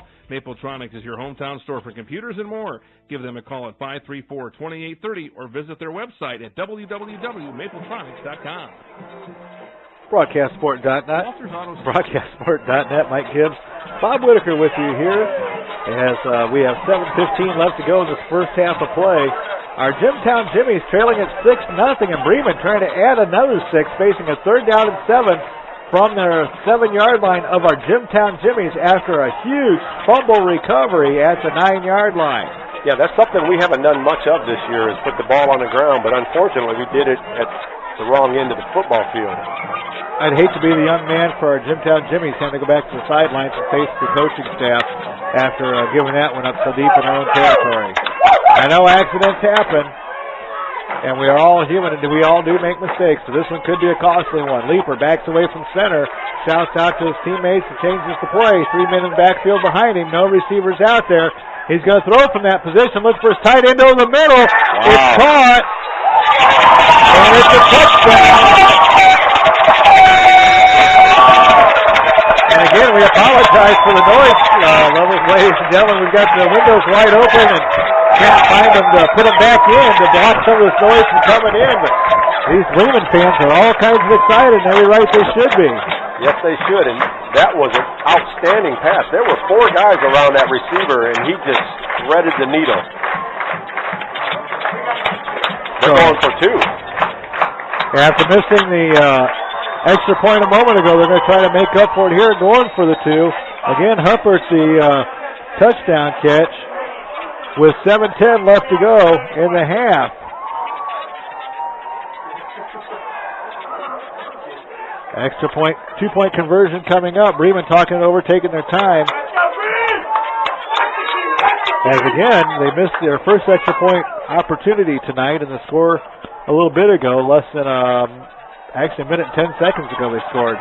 They hand it off, left end line they go, down near the goal line, but not getting it is the young running back, Moldash. Nonetheless, it is still a 12-0 lead for Bremen, as we've got some seniors down here doing some push-ups in the end zone for each point the Lions score. So we have to get Jeff to swing around and get a picture of this. You know, you talk about this being a shocker. Well, for, longtime Jimmy fans, this really isn't that big of a shocker. Because when these two teams get together, you never know what's going to happen. So again, our Jimmy fans got to be a little bit of shock at least. I know that they've seen it before, but our Jimmy's not been down by this much except to Concord in this season. And again, Concord we never really got down by till the end, and we didn't lose by that much. No, we won by a touchdown. So I'm thinking again, we haven't been down like this to anybody this season. No, we haven't. And it's still early. It's still early. But I was watching in the pregame warm-ups. Now, when you watch, when this guy runs up to kick the football, the guy that's kicking the football, there's a guy right beside him who was practicing running up and kicking an onside kick. So don't be surprised sometime tonight you see something like that happen. I think it was number 33. He's right next to the guy that kicks the football off. That's Eric Nepper, number 33. I see him out there lined up now, and this would be an opportune time to go for it and catch our Jimmies off guard. Yeah, what he does is he runs up, and apparently he's a left-footed kicker because he was kicking it with his left foot. And, makes it easier to pull it off. Here we go. He gets it away, an honest kick, they do. Hauled in by Zeiger at his own 7. Now. Brings it up the middle leisurely. Now starts to put on some speed. Breaks through one tackle, but brought down from behind at the 32-yard line. Nice gang tackle out there by Tom Lizzie and Blackston Miller for Bremen. Yeah, that was a good tackle because he had some blockers up in front of him, and if they don't make that tackle, he picks up another 20 yards at least. Well, I'm thinking I need to update our scoreboard once again. It seems like that's a never-ending job tonight. I want to give a shout-out to Jeff Paulak for joining us tonight as well. We've got a server error in application. Could not update. Currently locked. Just ask us, we'll tell you. That's right. It's 12-0 Jimtown, or rather Jimtown in the hole, 12-0. Handoff up ahead we go.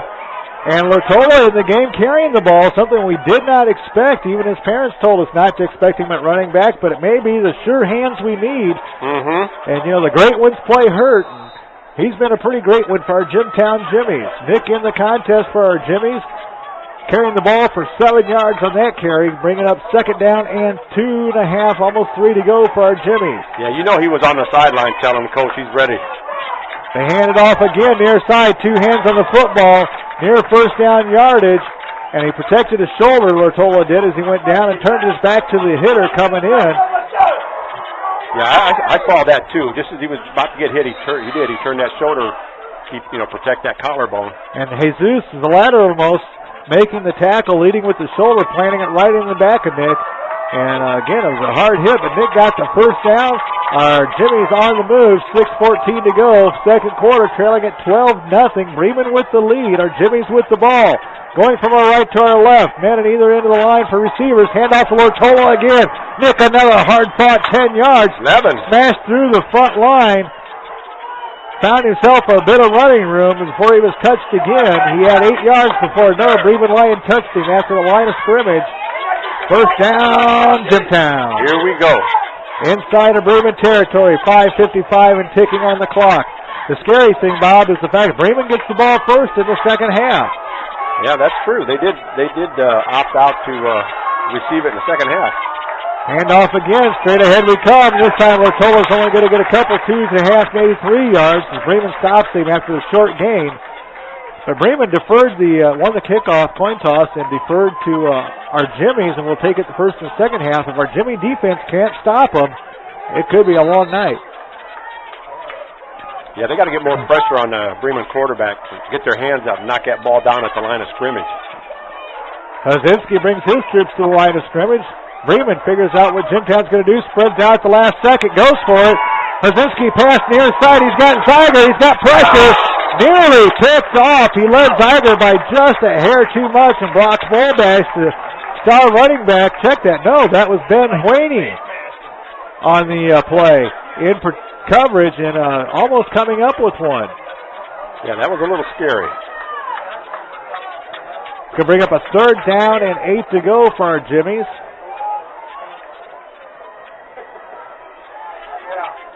The ball resting at Bremen's 43-yard line. Second quarter play. We trail it 12-0. 5:03 to go in the quarter. Azinski back to throw. Looking over the middle. He's got a man. It's caught. Way to sky for that football. our Jimtown Jimmy's receiver. I think that was Taylor Montague. 85, Taylor Montague. Went up and got that one.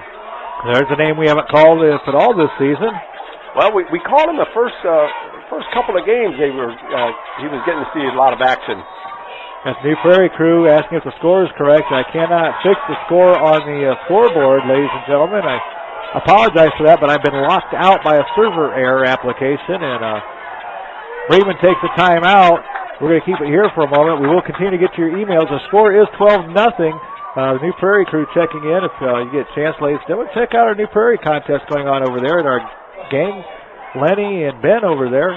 Or Kenny and Ben, I'm sorry. I keep wanting to call Kenny and Lenny. I'm not sure why that is. I don't even know any Lennys. Lenny, Kenny, tomato. Tomato. The guy that writes for the LaPorte newspaper over there. Kenny's a really nice guy. In fact, we had something here I wanted to take care of tonight for him. I promised I would do. If you've not got any plans this weekend, ladies and gentlemen, head over to Lincoln Way Cafe at 2524 Lincoln Way West in Mishawaka, Indiana, this Friday, Saturday, and Sunday for the Green Township Lions members putting on, along with their friends and family, volunteering their time and staff at the restaurant. Breakfast and lunch served from 6 a.m. to 2 p.m. Dinner Saturday served from 4 to 8. If your group is larger than 6 people, call them ahead of time. They'll have a table ready for you. Got some great food on this. This is a fundraiser for a friend of Kenny's over there. Wants to help raise some funds for the Sodden Family Benefit this weekend to help raise some funds for the treatment for Parkinson's disease and dystonia. As Brzezinski hands it off straight ahead, not much doing. Second down and 7.5 for Jimtown Jimmy. Short gain by Nick Lortola that time. But again, a worthy charitable event, ladies and gentlemen. If you haven't got any time, head on over to the Lincoln Way Cafe in Mishawaka, Indiana. I can't imagine having a daughter or son that's fighting a disease like that. How tough that would have to be. Yeah, absolutely. And he was telling us a couple of weeks ago at the New Prairie game some of the symptoms and some of the things that she goes through with that. Brzezinski fakes the handoff to Lortola, faking out all the Bremen Lions and the Lions fans. I heard a couple of them going, yeah, as they thought they had Lortola stopped at the line of scrimmage, and all of a sudden, Brian Brzezinski comes running to the left end of the line and around it for the first down. A huge gain on the quarterback keeper. Yeah, good job. Good speed. So 1st and 10 for our Jimtown Jimmies at the 17-yard line as our offense finally comes to life. The sleeping dragon has awoken and is moving the ball down the field. Split backs behind Brzezinski. Split receivers either in the line. Lortola to carry off the right end. Stood up after a short gain of 2 and held at the 15-yard line, bringing up a second down for our Jimmies. I'd like to see something like that again where he fakes that and rolls out and hits Brody Olsen out in the flats. That would be nice, especially if they ended up in 6 points for our Jimmies, who are down by 12, 3.5 to go and ticking, first half of play. Well, it won't happen on this play because Brody's going out of the game. Yes, he did. Coming into the contest is Matt Hill, number 3, is one of the receiving threats. He's got Evan Oblinger, number 9, out there at the other end. Brzezinski pitches it to Emerson on the right side. Emerson cuts back inside. Nice gain for Devin down near the first down yardage marker. I think he'll be about 1.5 yards for 2 short of that. But a nice gain by Devin, the first time we've called his name in this contest. Yeah, I was wondering just about 3 minutes ago where he was. I hadn't heard his name, and I was wondering if he was, banged up a little bit or what. But it's good to see him back in there. On our first drive, we were punching Tanner Adams straight up the middle, and it was working. Unfortunately, a couple turnovers, and we've had to change direction. Lortola the carry straight ahead. He stumbles, he staggers, and he tumbles in for the touchdown for our Jimmies. 8-yard touchdown run, Nick Lortola. He staggered coming through the line of scrimmage after a couple of hits, got his right hand down to stabilize himself, runs forward and made it in from there. With 2:35 to go, our Jimmies are within an extra point of being down by only 5. Yeah, that was a great job of just determination to stay up and keep going forward. Extra point pending. And to do the kicking for our Jimmies is Tyler Zufan. Extra point up and gone. Way behind the wall of sofas and sleeping chairs down there the seniors have in the end zone. Our Jimmies are within 5, 12-7. here in the second quarter on BroadcastSport.net. Family-owned and operated dealership that has been in business since 1975. Over the last 34 years, we have provided thousands of customers quality pre-owned vehicles at wholesale prices. All of our cars are new car dealer trade-ins, lease cars, or local trade-ins. Only the best for our customers, and a free Carfax report is available on any car by request. We also offer car rental starting at only $19.99 a day. We have all makes and models from compact cars to 12 to 15 passenger vans. Ask about our low price guarantee. And now open Walter's full service repair shop. Certified ASC techs with over 50 years experience at the low Walters everyday price. Check out our $19.99 oil changes, $49.99 brakes, and free inspections. Hurry, these offers only valid a limited time. Brakes, tune-ups, tires, oil changes, engine and transmission, exhaust. We do it all.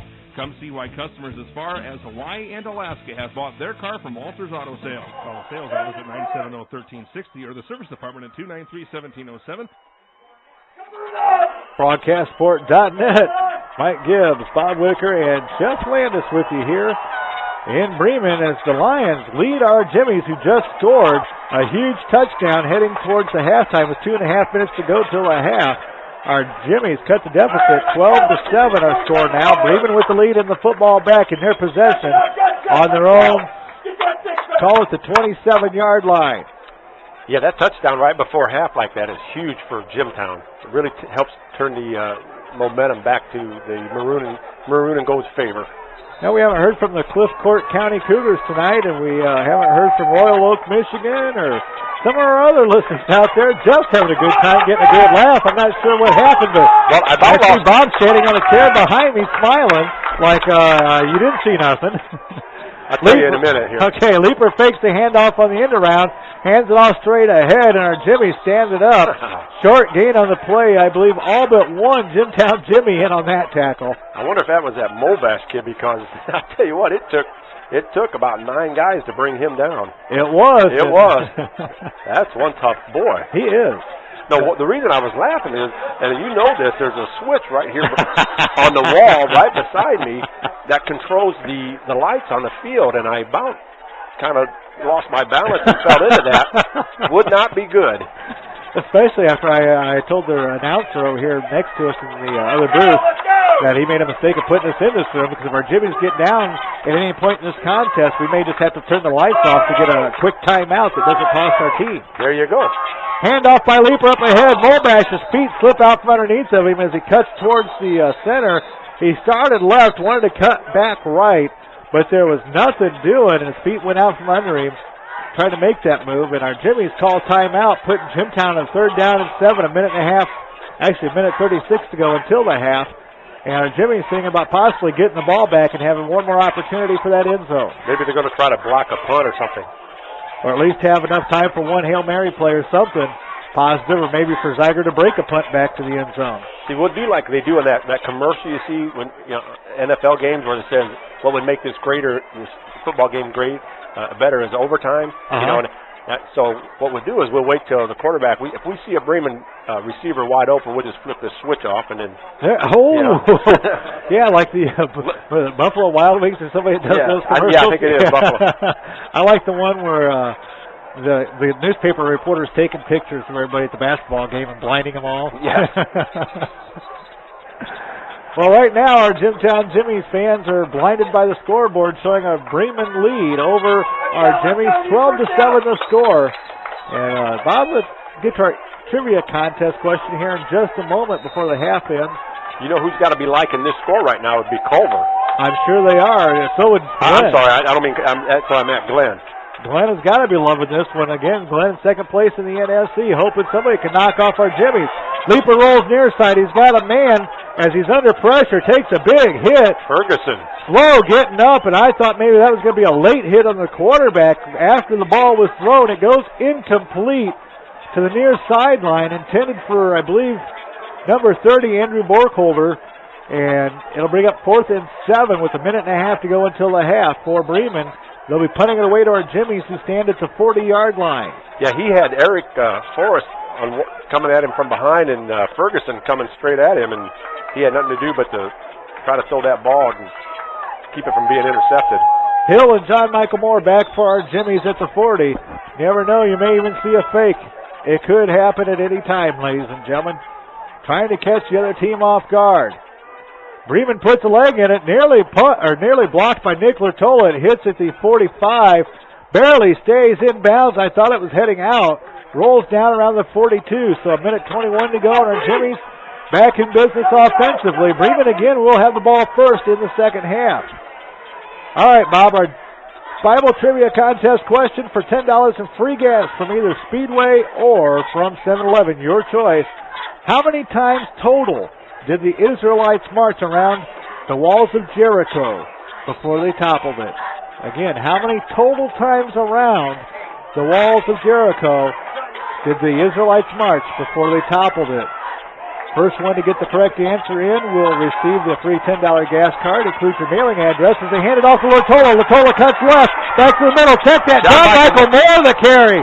And up ended inside of Bremen territory at the 32-yard line. Big run up the middle for John Michael Moore. He started that one out to the left end of the line, found an opening, and cut right back to the center of the field and bursted it wide open.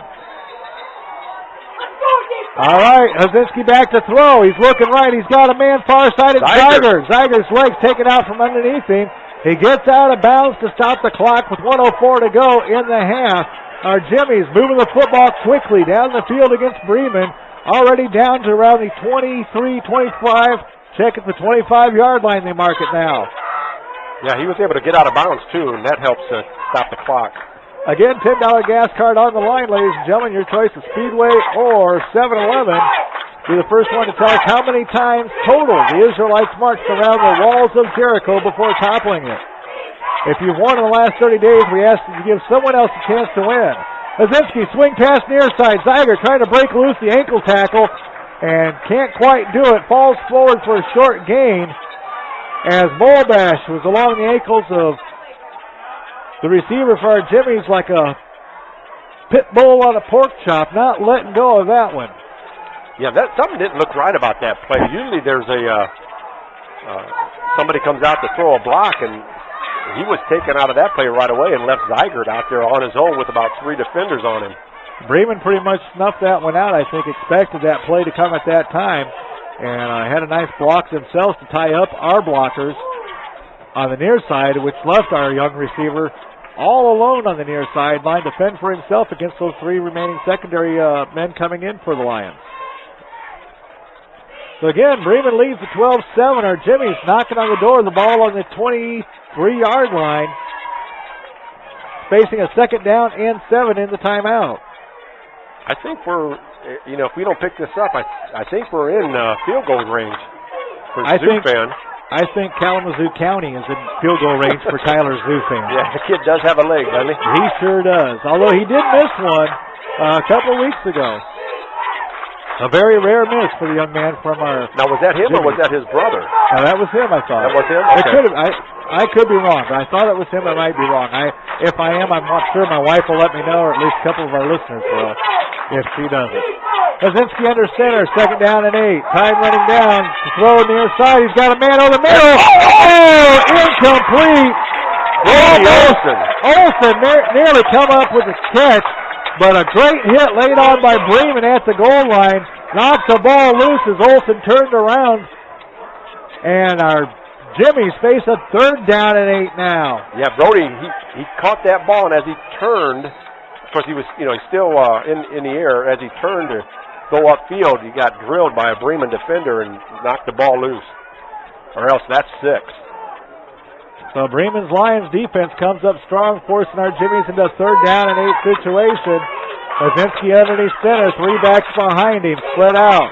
They're going to hand it off to Latola. No, they're going to fake it, throw it far side, and Hazinski just ate too many Wheaties before the game tonight. Let that one fly, and it flew all the way out of bounds, bring up fourth down and 8. The ball on the 23.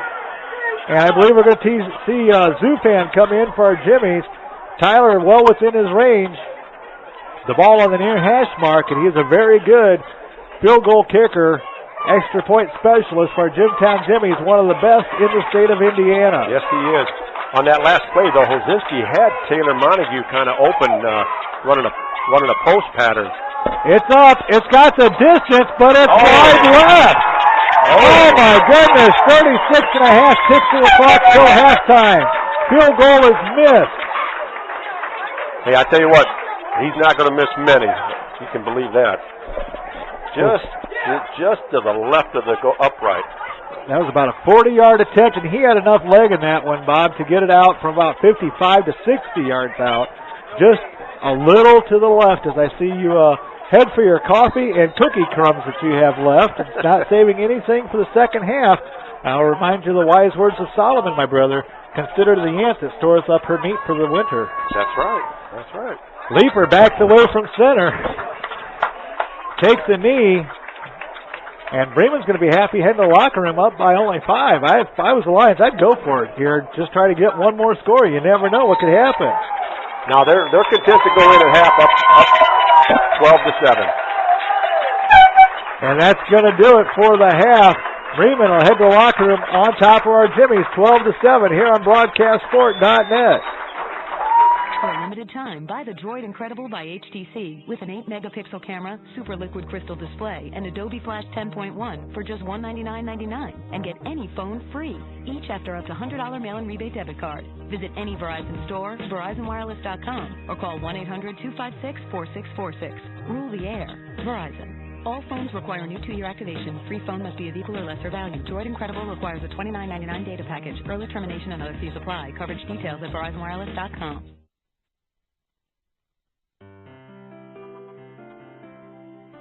It's a struggle, don't try it alone. It's a battle from beginning to end. Applying for disability on your own? It's not easy. The Davis Disability Group put us on your side. Call the Davis Disability Group, put us on your side. Call Davis Disability at 1-800-735-5299. Right in the middle of Jimtown country, there's a great restaurant just waiting for you to experience. Jan's Place on Mishawaka Road has been feeding the Jimmy faithful for as long as today's players can remember. Jan and her staff will fix you breakfast in the morning or lunch until 2. Check out the daily specials because there's always plenty of good food and great service with reasonable prices at Jan's Place. There's no need to stretch your hunger by driving across town. Jan's is just west of State Road 19 on Mishawaka Road or County Road 20. Now open on Sundays and is smoke-free. Aren't you getting tired of waiting on the internet?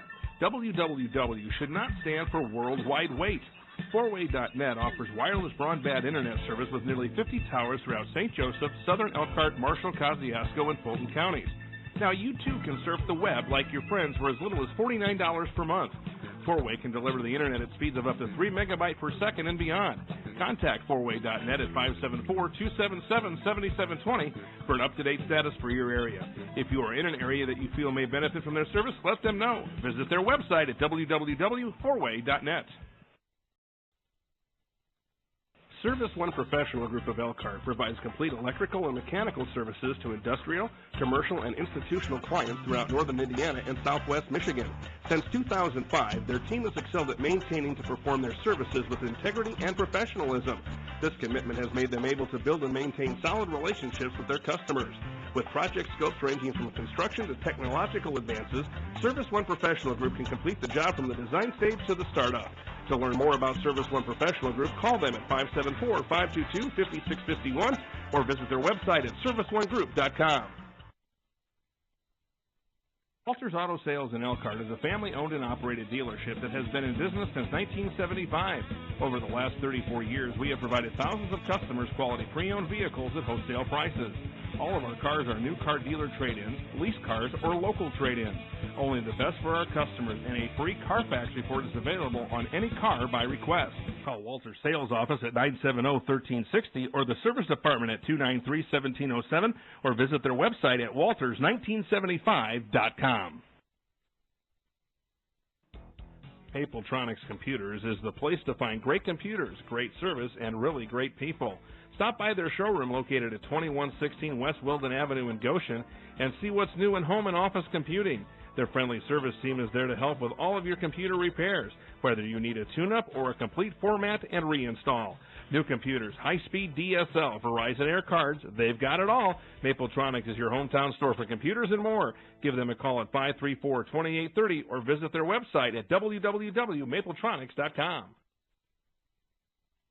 Walters Auto Sales in Elkhart is a family-owned and operated dealership that has been in business since 1975. Over the last 34 years, we have provided thousands of customers quality pre-owned vehicles at wholesale prices. All of our cars are new car dealer trade-ins, lease cars, or local trade-ins. Only the best for our customers, and a free Carfax report is available on any car by request. We also offer car rental starting at only $19.99 a day. We have all makes and models from compact cars to 12 to 15 passenger vans. Ask about our low price guarantee. And now open Walters Full Service Repair Shop. Certified ASE techs with over 50 years experience at the low Walters everyday price. Check out our $19.99 oil changes, $49.99 brakes, and free inspections. Hurry, these offers only valid a limited time.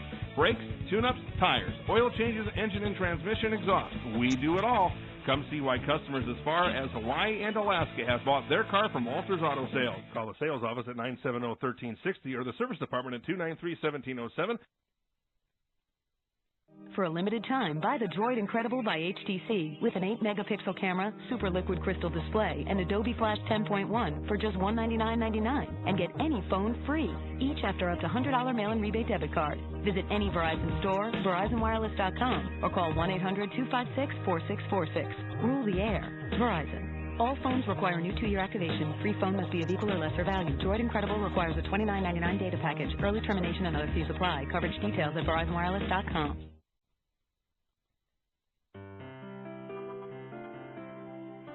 It's a struggle, don't try it alone. It's a battle from beginning to end. Applying for disability on your own? It's not easy. The Davis Disability Group put us on your side. Call the Davis Disability Group, put us on your side. Call Davis Disability at 1-800-735-5299. BroadcastSport.net, Mike Gibbs, Jeff Landis, and Bob Whitaker with you here at the half. And I refilled Bob's cookie cup over there, his little dish.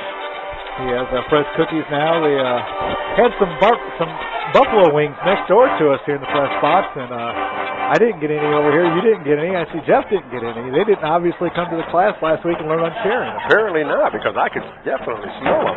Got an email here that says, number 66, Jimtown Jimmy's Sean Rucker's family are watching again this week from West Virginia. Welcome to the broadcast. Glad to have you along. Glad to have everyone joining us tonight. Unfortunately, things not going our Jimtown Jimmy's way in the first half.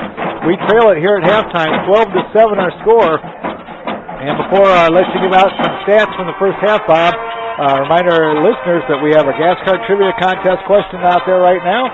Looking for the first correct answer from someone who's not won this year. How many times did the Israelites march around the walls of Jericho in all? That's right. How many total times before they toppled the walls did they march around them? If you were the first one to correctly email us with the correct answer, we will set you up with a $10 gas card from your choice of either Speedway or 7-Eleven. The interesting thing about that is I saw a documentary where they said the walls of Jericho, they found one, and that the walls actually fell outward. Really? Not inward? Not inward, which is normally when you siege the city, you would knock the walls down and you would knock them in. The walls of Jericho fell out.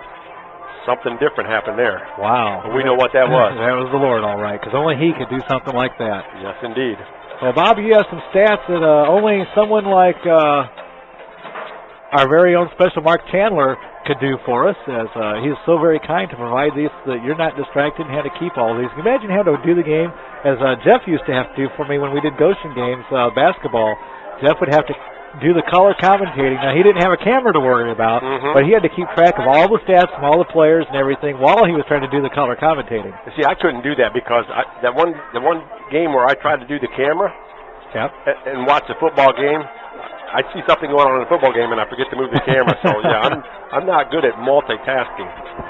So, but I do have some some first half statistics. And, all right. I'll let you get to those. I'm going to get to this cookie from the Lortola family that sent us these awesome chocolate chip cookies. Again, can't say enough about these cookies, how good they were. Don't know I'm going to have any make at home tonight, but again, thank you so much for these delicious chocolate chip cookies.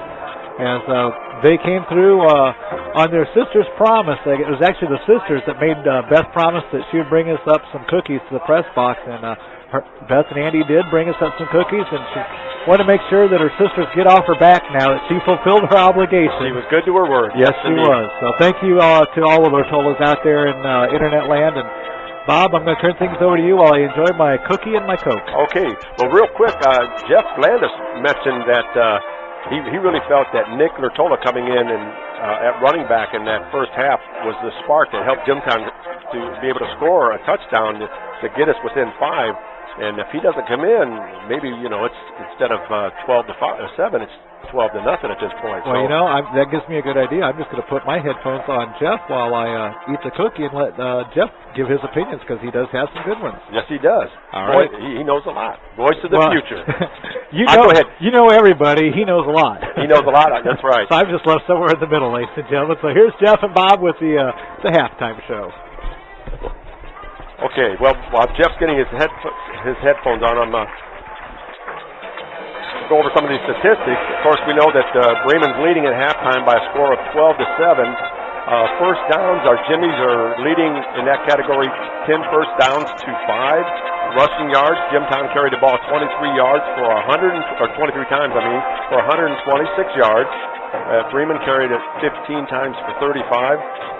Passing yardage, Jimtown has 31 yards, Bremen has 48. And the problem with this was when Bremen was making those catches, it was down at our end of the end zone after those 2 fumbles, which really hurt us. And that's one of the statistics. Jimtown fumbled the ball twice, and Bremen recovered both times. Bremen has not put the ball on the ground. Total offensive plays, Jimtown 33 plays for 157 yards. Bremen 24 for 83 yards. And time of possession, Jimtown has had the ball 13 minutes and 31 seconds, and Bremen 10 minutes, 29 seconds, but unfortunately most of that was at our end of the field, where they were able to punch it across the goal line a couple of times, and therefore have the lead at halftime 12-7. What do you think there, Jeff? Well, like we said, the big stat in there for the Jimtown Jimmies right now is the turnovers that we have right now.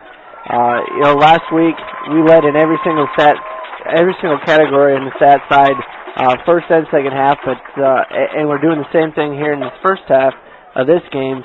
But the same thing that happened to us last week is happening again this week with our turnovers. The turnovers are happening pretty deep in our own end, and making it real easy for Bremen to get some easy scores right now. I think Jimtown's just gotta be a little bit more patient. I think be a little bit more focused. I think they came out a little bit lax there in that first half, especially in the first quarter, and was really just thought this game might be a little bit easier than what they thought they were going to be. And Bremen came out really pumped up, really excited, really taking this game to heart, I think, and kind of got Jimtown off of their game just for a second, and they took full advantage of it right away. Like Mike had said earlier, I think like Nick Lortola definitely right now is the spark plug for this Jimtown offense, as he came in right away and made a difference there in that first half. I think he only had maybe 1 or 2 carries in the first quarter, and came out and took over full-time duty in the second quarter, as we had a couple fumbles by some other running backs there in that first quarter. So I think Lortola is doing an excellent job right now of taking this team on his back and saying, hey, that's right, I'm the senior, I'm the leader, let's do this now, let's do it right, and hopefully he can keep that up on both sides of the ball. He's actually starting in the linebacker as well, getting that defense excited and going again as they're going up against the very I was going through some of the Bremen teams, and very young and very potent, I think, offense right now, as they find some things over the middle in the passing game, and I've been real impressed with Leeper and his passing ability and his decision making. which has been real good here in the first half. Yeah, you touched on that earlier. Right away you picked up on that. His mechanics, his footwork, the way his delivery of the ball, real quick, precise, and good decision making. And that was the key in the first half down in our end of the field, and able to punch a couple of touchdowns across, and therefore have the lead at half 12-7. But I think you're right when you talked about Nick Lurtola has to be the spark in this game. And I think, after we lost that game to Concord, I think Jimtown sort of felt, hey, we can run the table the rest of the year, get ready for the playoffs. But like we mentioned at the beginning of the game, whenever Bremen and Jimtown get together, you never know what's going to happen. I mean, it's, throw everything out the window because it's just going to be a knockdown, drag out, and that's what we got tonight. We got a great football game, and right now, your guess is as good as mine who's going to come out on top. Hopefully they're going to be wearing maroon, but right now we're not so sure. Well, this is actually the first game I've had the opportunity of watching down here in Bremen, and very impressed with not only the football team, but also the community as they come out and support these Bremen Lions very well out here. It's a great setting where this football field sits. Yes, with the sun going down to the west, the first quarter was really made for pretty landscape here across the football field. And Bremen really did come out here and said, hey, we're defending our home turf. We like it here. And we don't care that you're number 3 in the state. We're going to... That's right. We're going to put it... We're going to give you everything we got. And I think that's what the Bremen coaches are probably preaching right now in the locker room. They said that, for the seniors, this is your last home game. If you want to be remembered in Bremen history, tonight's the night to do it. And don't leave anything left to chance or leave it all out on the field. So. Absolutely right. And you're right. When you can come in and play the number 3 team in 3A as well as they played us tonight, these kids are fired up. They got their ears pinned back. It's like you said, it's senior night, and they're ready to put one in the books that they'll be talking about years down the road. Yeah. So I'm really looking forward to this second half. Looks like Jimtown's just coming out of the locker room now to start warming up. And, this second half is going to be exciting. It's going to be hard-hitting, probably even going to be harder than that first half was. And it's going to really be interesting to see what happens here. So hopefully everybody stays tuned, and we should have a pretty good second half. I think you're right. I think it's going to be harder hitting the second half because Bremen's on top. They want to stay there. Jimtown knows they got to play better than they did the first half. And we're going to see some fine football this second half, I believe. Yeah, especially with Bremen going to be getting the ball here to start the second half. It's going to be this possession for Bremen as well as for Jimtown is going to be probably one of the deciding possessions as if Bremen can come out here and make a statement on offense, and if Jimtown can come out and say, hey, we're number 3, and we're going to start acting like we're number 3 in the state. There you go. And have a good for second half. So. It'll be interesting. Yes, it will. All right, well, as Jeff gives the headphones back to Brother Mike, kind of wondering if we got an answer yet on our trivia. We'll find out in just a moment. Right now we're going to take a commercial break and come back with our trivia contest question again, and the second half as well as we continue on here on BroadcastSport.net.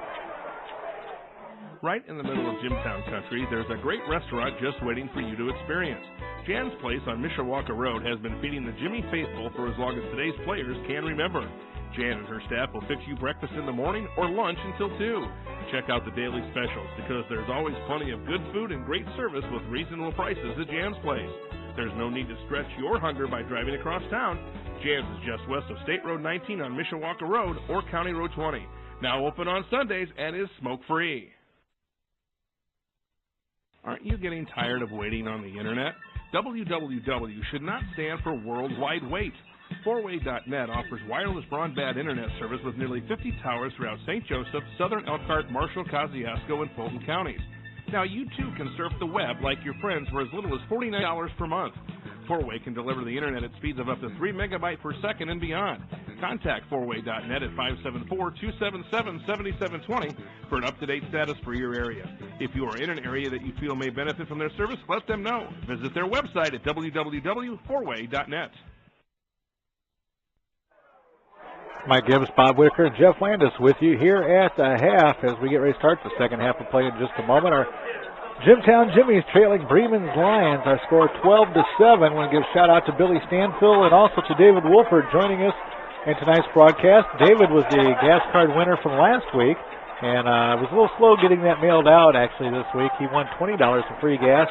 He wanted it from Speedway, and I actually had to go stop and pick up a Speedway card. I thought I had a couple left, but I actually had 7-Elevens left, and he went Speedway. I always make the customers happy, I guess. That's right. So I went and picked up a gas card today, got it out to him, and he should have that. I believe he'll have that tomorrow morning. Okay, good. I was hoping he would sign in, that he's listening because, hey, Dave, tell your mom I'm going to need her to do my taxes this year. No, I'm seriously. I've got some things happen, to the good. The Lord's blessed me in ways, and I just want to make sure I get to keep all that I'm allowed to keep. Well, the government's going to try to take everything. You bet they will. Everything they can. I got an incorrect answer from, what was it? Harold Cox. He's close, but he's off. He needs to add his numbers up, and he's actually off by 1. Let's see what else we have here. Steel Mutiny emailing us says, hey, Jess, hope you're staying warm. Love you. Go Jimmy's. As our Jimmy's get ready to kick off to the Bremen Lions. Again, Bremen leading it and receiving the football here to start the second half. Still looking for a correct answer to tonight's trivia contest question. How many times total did the Israelites march around the walls of Jericho before they toppled them? Add them all up and figure it out. You do the math, ladies and gentlemen. Worth $10 in gas. Long, high kickoff by our Jimmy's.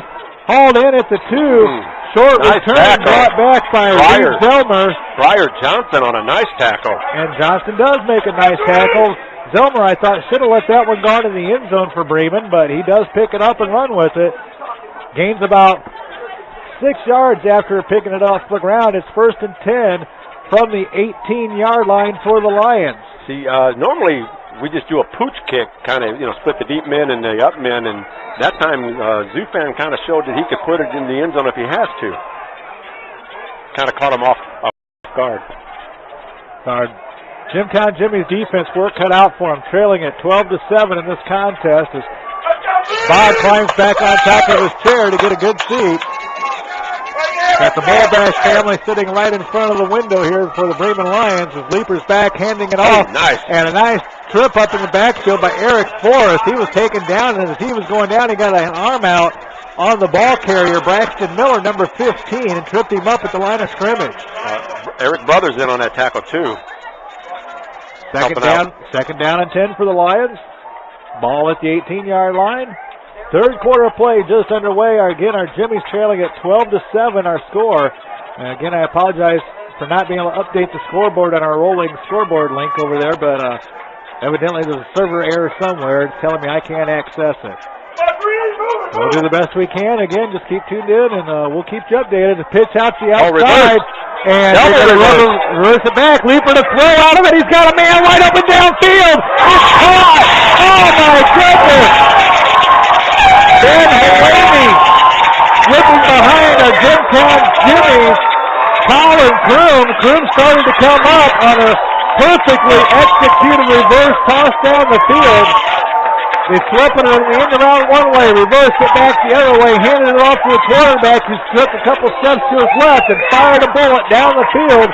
And Bremen inside Jimtown territory at our 44-yard line, and one big play. Yeah, Colin Kroom thought he had that one picked, and he kind of stumbled and it went right through his hands, and the Bremen receiver was able to make the catch. They just sailed over his head, and now Mulbash with the carry straight ahead picks up 9. Almost 10 against our Jimtown Jimmy's defense. Yeah, Mulbash just ran right over Hawkins Zimmerman on that play. And, of course, his dad was right in front of us just doing a lot of hooting and hollering on that play. So Bremen marching it again against our Jimtown Jimmy's defense, something we have not experienced this year as a team manhandling our defensive line the way Bremen is so far. We have the size, but their speed is just something else up front. Bremen sends a man in motion. Leaper under center. Low man in the backfield. He's going to keep it himself. cuts up on the left side of the line. Gain of 6 on the play. Good for the first down and an extra 5 to go with it. Bringing up 1st and 10 for Bremen.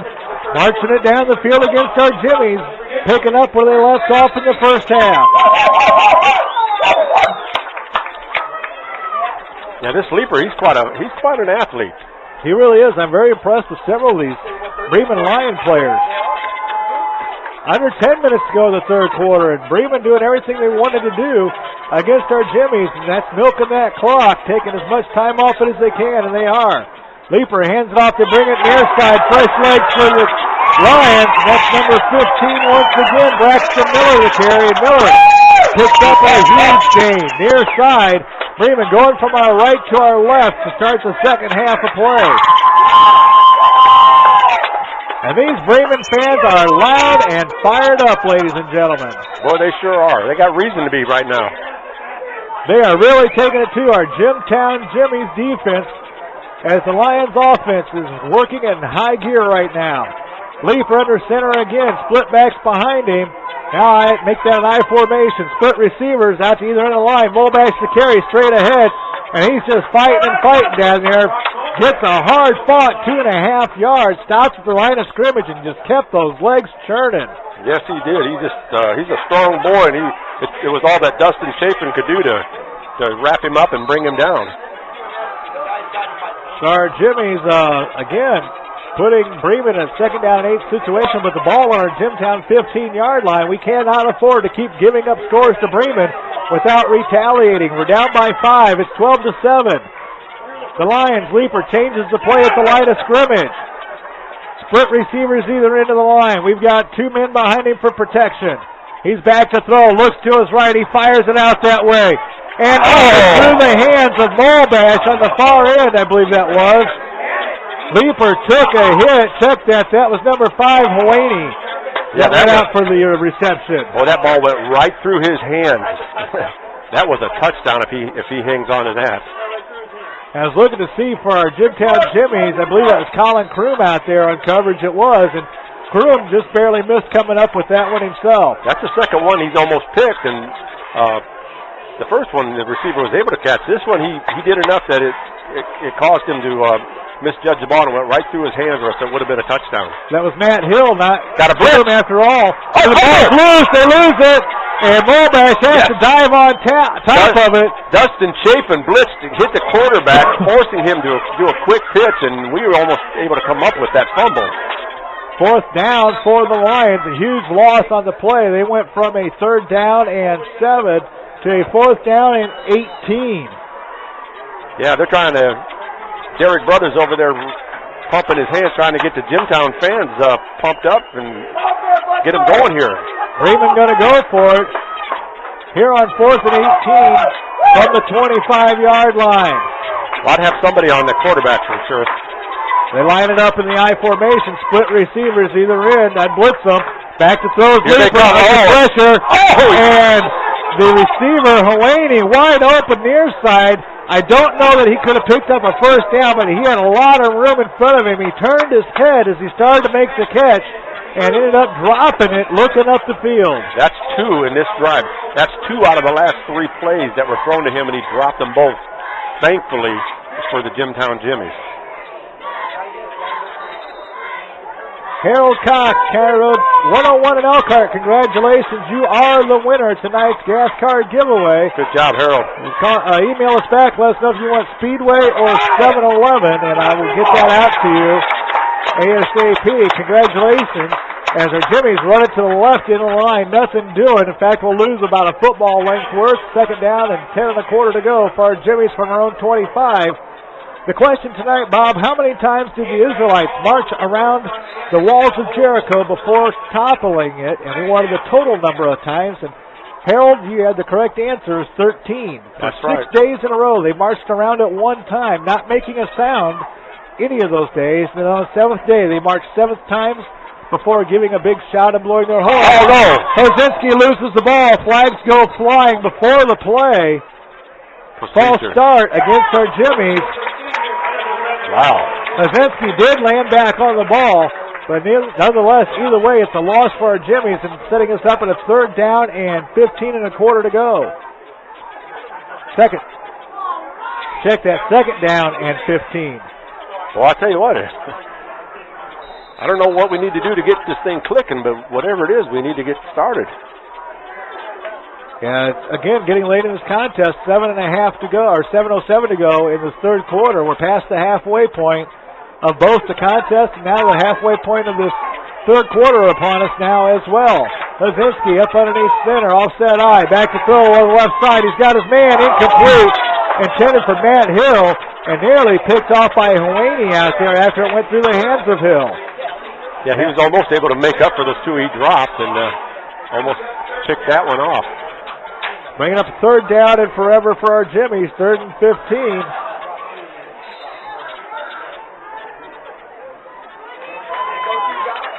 So again, our Jimmies in the hole, 12-7 to the Lions, and facing a 3rd and 15, the ball on our own 20. Lazinski under center. The throw again, rolls out right side, tosses it down the field. Out of bounds, incomplete, intended for Hill again. He was in double coverage. Yeah, there was no way he was going to catch that football.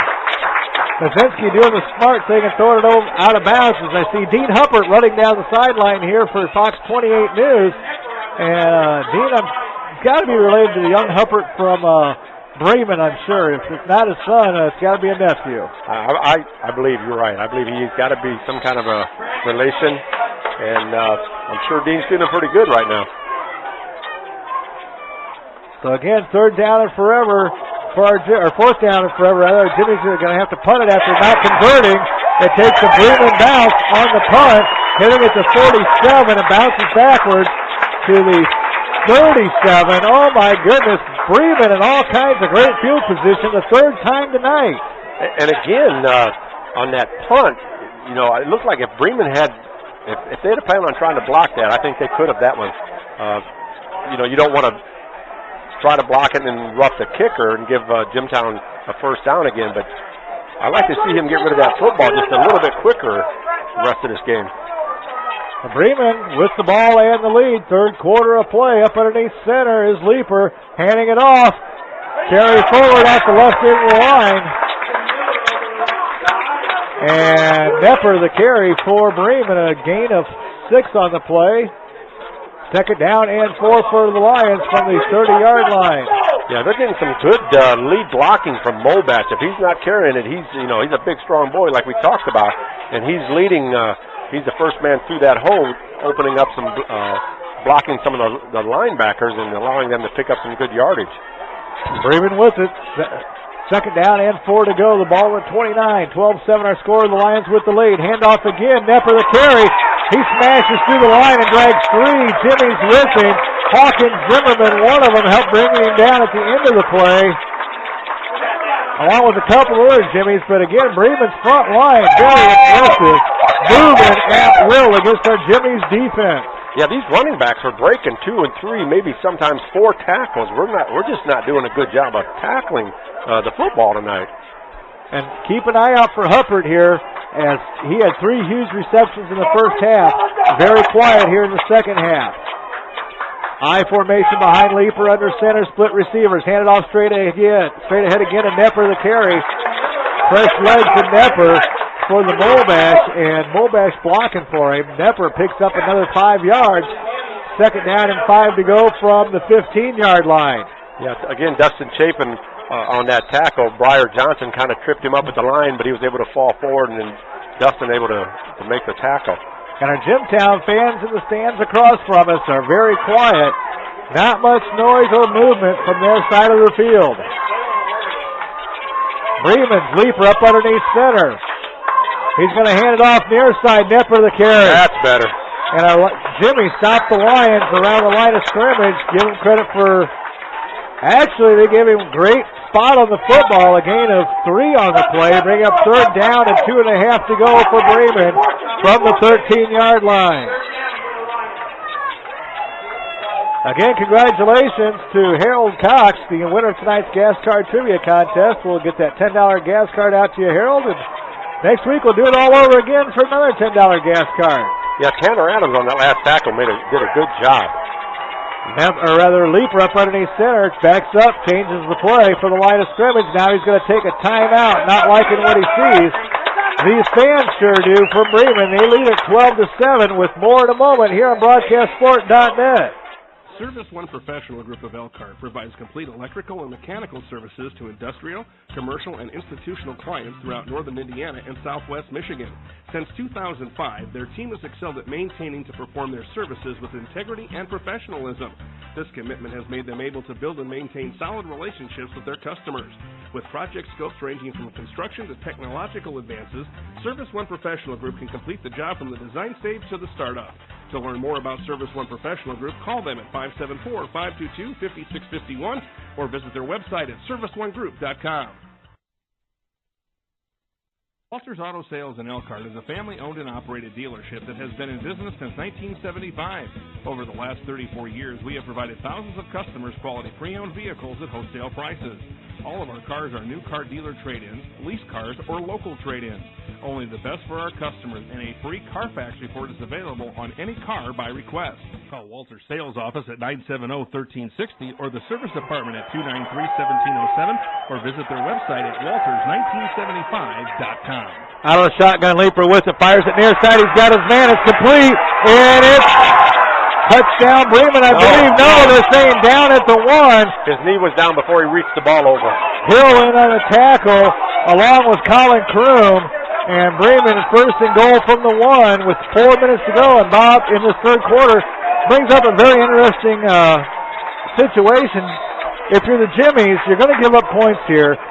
Do you let them do it on first down, keep the time on the clock, or let them take all the time off and limit yourself in possession? No, I think you got to try to be a wall, keep them out of the end zone, and maybe jar the ball loose or something. Here go the Lions. Handoff they go. We stop them on first and goal. In the backfield, just at the line of scrimmage, or just behind the line of scrimmage, the carrier Nepper for Bremen stopped at the line. Loss of about a football length on the play. Still second and goal from inside the 1 yard line. Yeah, Bremen's doing a good job of seeing one-on-one coverage out on the flats, and they're just throwing the ball in that direction and able to move the ball downfield pretty well. The Lions line up again. 3 men in the backfield. Pitch it out this near side and knocked out of bounds short of the goal line. Colin Kroom, a great ankle tackle there, actually diving into the ankles and tripping up the carrier, Nepper. And again, third down and goal, so I guess maybe you don't. Yep, on that play. Give it up easy. Yeah, Brody Olsen, that was supposed to go inside, and Brody Olsen forced him to the outside, and they were able to go ahead and drive him out of bounds to keep him out of the end zone. Good job by Brody Olsen on that. Lost a yard and a half, third and goal from the 2 now. Leaper underneath center. 3 men in the backfield. He keeps himself forward. And Bremen's front line gets the push. Still waiting for the official signal. They got it. It's a touchdown. We stopped them at first, but the second surge by Bremen up front, believe it or not, shoved our Jimmy's line back into the end zone on second surge. And we've got a Bremen Lion down on the field, hurt underneath the pile. Still down and not getting up. The trainer heading out to help him. His helmet is off. Not sure who it was, but again, a great surge by the front line for the Lions. I believe it may just be a cramp is the way they're looking at the leg and working on it. Yeah, I think you're right. Yeah, that almost kind of reminiscent of the Bush push, Southern Cal against Notre Dame a few years back. We had him stopped, and then all of a sudden he gets a lot of push from behind and was able to get it across the goal line.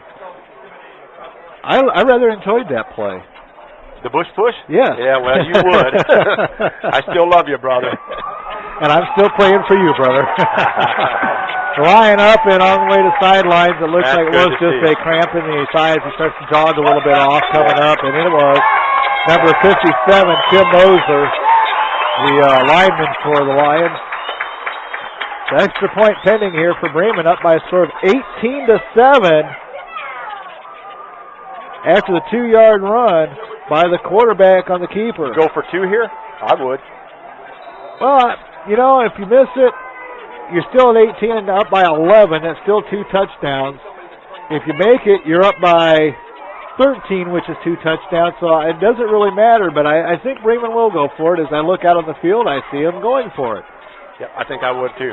They got an offset formation in the backfield. Good job. Good John Michael the Moore. handoff, and you're right. Michael Moore in the backfield making the tackle on Leaper. No place to go, no time to get it there. So our Jimmies will get the kickoff and find themselves in a hole, 18-7. My. That's 2 2-point conversions now that Bremen has gone for and missed. I'm wondering if they don't have a lot of confidence in their extra point or field goal kicker. Well, that very well could be. I was watching, like I said, I was watching them warm up, and I usually you see the field goal kickers out there kicking it, and the fella that I was watching doing the kicking wasn't doing a very good job, so that might be the case, Brother Mike. You might be absolutely right. All right, Jimtown Jimmy's the guy to get something going here. Momentum all on the side of the Bremen Lions in this contest so far. Our Jimmy's still yet to come to life in this one. We've got 1 touchdown on the board, but there's still time and there's still hope and there's still a God in heaven, ladies and gentlemen. Anything is possible. And I still remember 1991 down 7-0 against these same Bremen Lions in a regional game, and 4th and 11, 63 yards away from the end zone, and we pulled that one out, ended up winning 8-7, went on to our very first state championship. Well, it's 18-7 right now. Our Jimmy's awaiting the kickoff. John Michael Moore back along with Matt Hill for our Jimmy's. A low kick this time, hauled in by Hill on the far sideline at the 30. He's got a little bit of running room before he's brought down across the 40. It's 41, maybe the 42-yard line. Nice return by our Jimmys. Starting with good field position, approximately 58 yards away from the end zone or so. I'd like to see Devin Emerson get in here and maybe bust one for a quick score and get us right back into this thing. And I'd like to see us get back to what we do best, and that's running that football. We had a lot of passes that last series, and I think that kind of hurt us a little bit. I think you're right. Emerson and Lurtola split backs in the backfield. Azinski under center and 1 lone receiver near side. Azinski's going to keep it after that fake handoff. He's got 5 and takes a big hit near side. Yeah, he's a little slow getting up. Oh, Brian's very slow getting up. He did take a shot, too. He took a shot in his shoulder and his knee and rib area by the 2 corners from Bremen that came up. Brian heading back to the huddle now. Yeah. Checking in is Matt Hill. You know, Brian Hozinski, God bless him, but he's just not made for running that football very much, I'm telling you. Evan Oblinger checks out of the lineup. Hill in with the play. Hozinski under center. Split backs behind him. Gain of 3 in the last play. Hands it off to Lurtola. Lurtola made for carrying that football. Picks up 3.5 and make it 4. Going to bring up a 3rd down and 3 to go for our Jimmies. 3rd quarter, but Bob, this is a key 3rd down situation for our Jimmies. The way Bremen's been moving this football, we cannot afford to give it back to them without a score. 3rd down and a very long 3 to go for our Jimmies, nearly 4 yards. The ball at the 47-yard line, 140 and ticking here in this 3rd quarter of play. Starting to get to be white knuckle time now. Split backs behind Azinski. Split receivers as well. They pitch it to Emerson. Emerson on the left end of the line. Here we go. First down. He's got more. Dives forward. Tripped up from behind, or he'd have been gone. As a result, he's down at the 42-yard line of the Lions.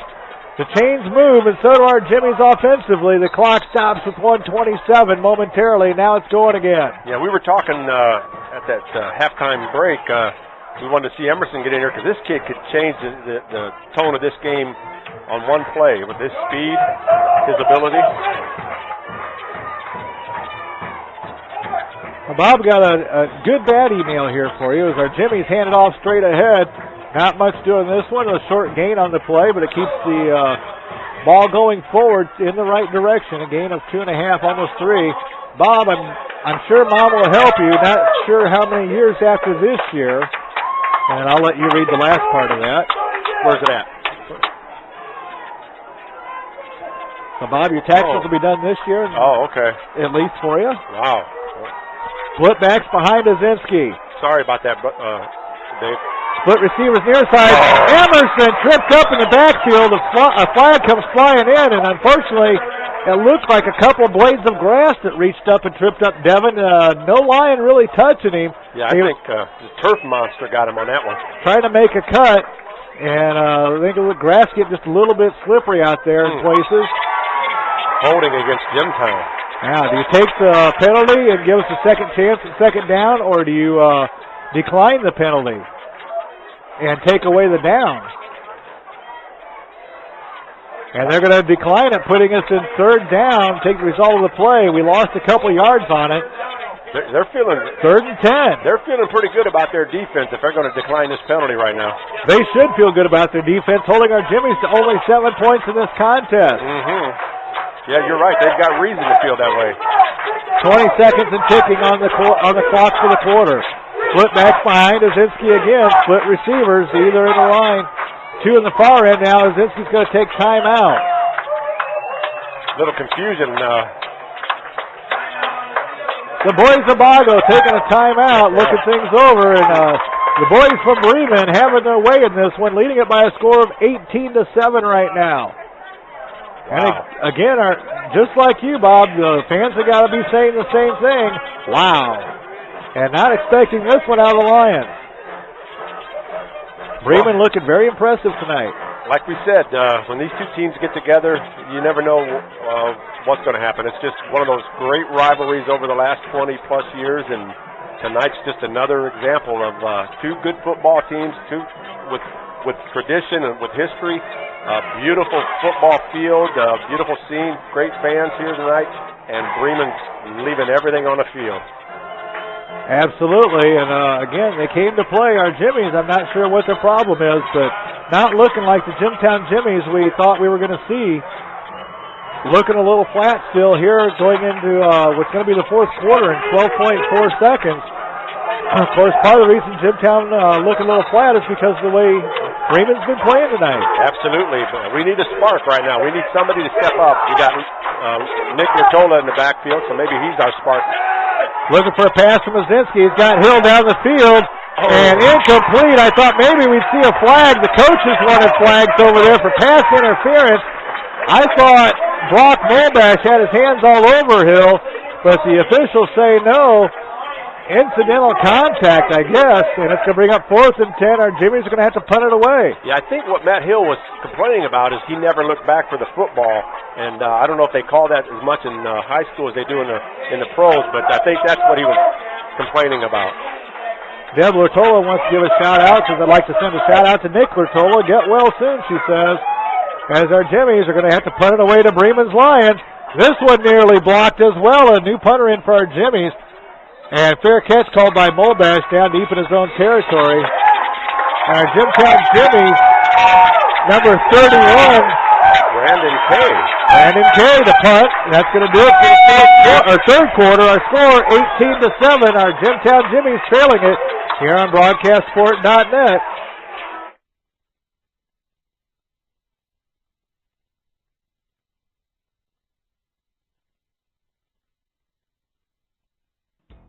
Mapletronics Computers is the place to find great computers, great service, and really great people.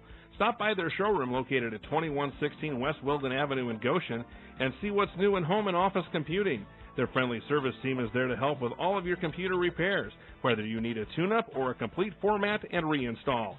New computers, high-speed DSL, Verizon Air cards, they've got it all. Mapletronics is your hometown store for computers and more. Give them a call at 534-2830 or visit their website at www.mapletronics.com. BroadcastSport.net, Mike Gibbs, Bob Whitaker, and Jeff Landis with you here. Again, our Jimtown Jimmies trailing it, heading into the fourth and final quarter of this contest.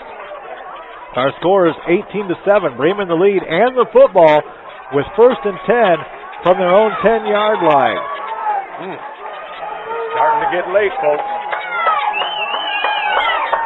At least we got them back at the right end of the field right now. Maybe we can jar that football loose and fall on it, kind of like they did in the first quarter, and get that ball back deep in their territory. The home of the Bremen Lions, and the Lions are feeling like they're home here in Bremen.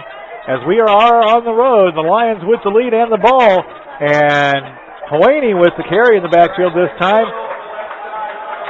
Not much doing, a short gain. We got a Jimtown Jimmy down, writhing in pain, grabbing for his ankle area, and this is not good for our Jimtown Jimmies. Can't get a number for I can't either. I see our trainer out on the field right away. Again, I'm not sure. It's not really looking cramp-like from the way they're looking at the player. No, they're not trying to stretch his leg, stretch that hamstring out. Stoppage of play on the field is, again, one of our Jimtown Jimmies being looked at. And the Jimmy fans, teammates, are all on their knee on the sideline, far side, looking with concern onto their injured teammate on the field. Yeah, sorry we can't give you a number, but he's on the other side of the field from us, laying on his back, and we really can't tell who it is. I can tell the Lortola family it is not Nick. I see him in the huddle straight across from us. It's not Forrest. It's not Zimmerman. I see him over there. Oh, he's up. Oh, it's Landon Ferguson, I think. Oh, no. Well, it looks like he's okay, limping off the sideline, getting some help.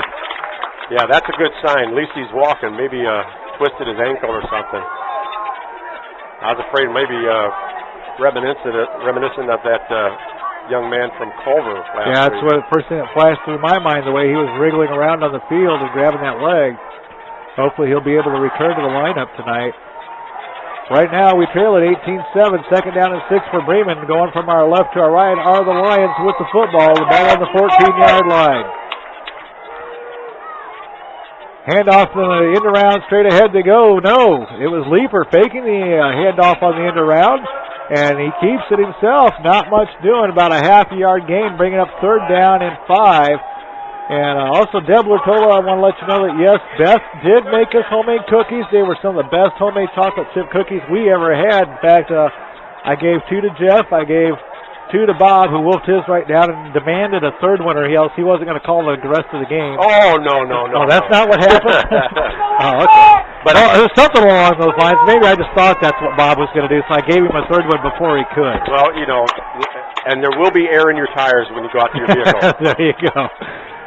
Pass from Leeper, far side. He's got blockers for his receiver over there, out near the first down marker. Real close. Blaney the catch on the reception, and they move the chains.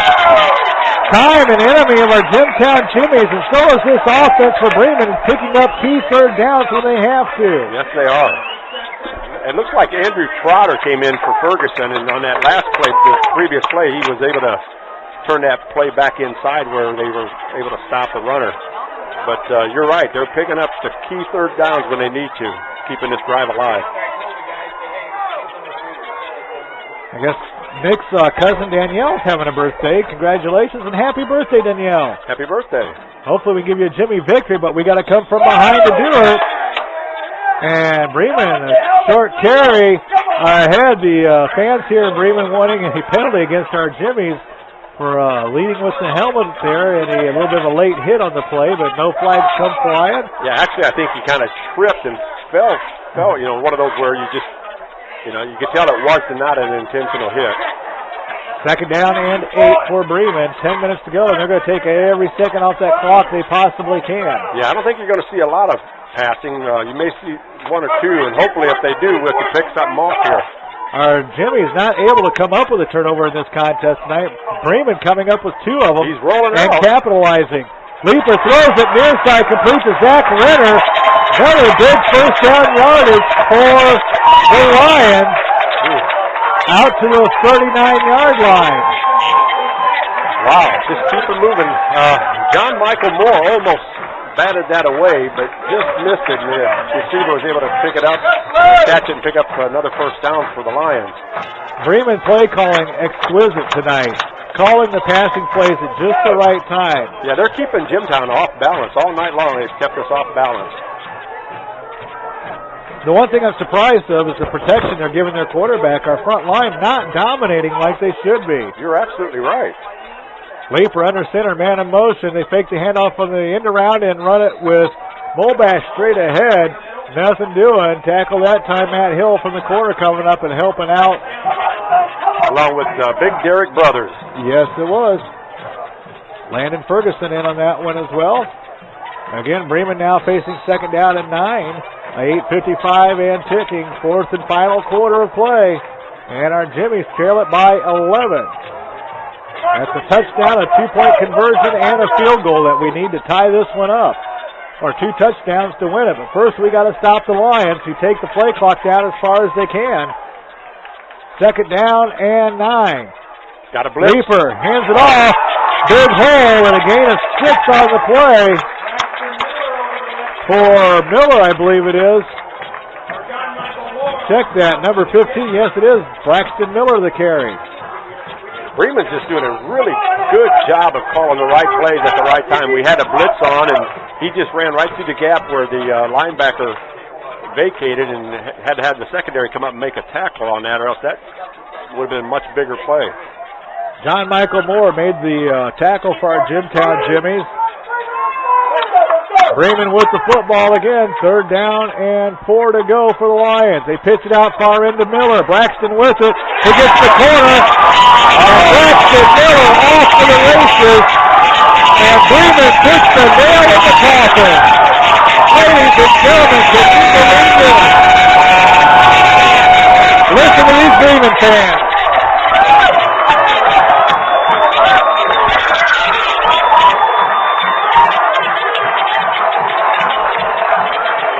We talked about it earlier. Jimtown's just not tackling the football tonight. For whatever reason, we are just not making tackles. 55-yard touchdown for Bremen. And this time they will go for the 1 extra point with 7:41 left to go.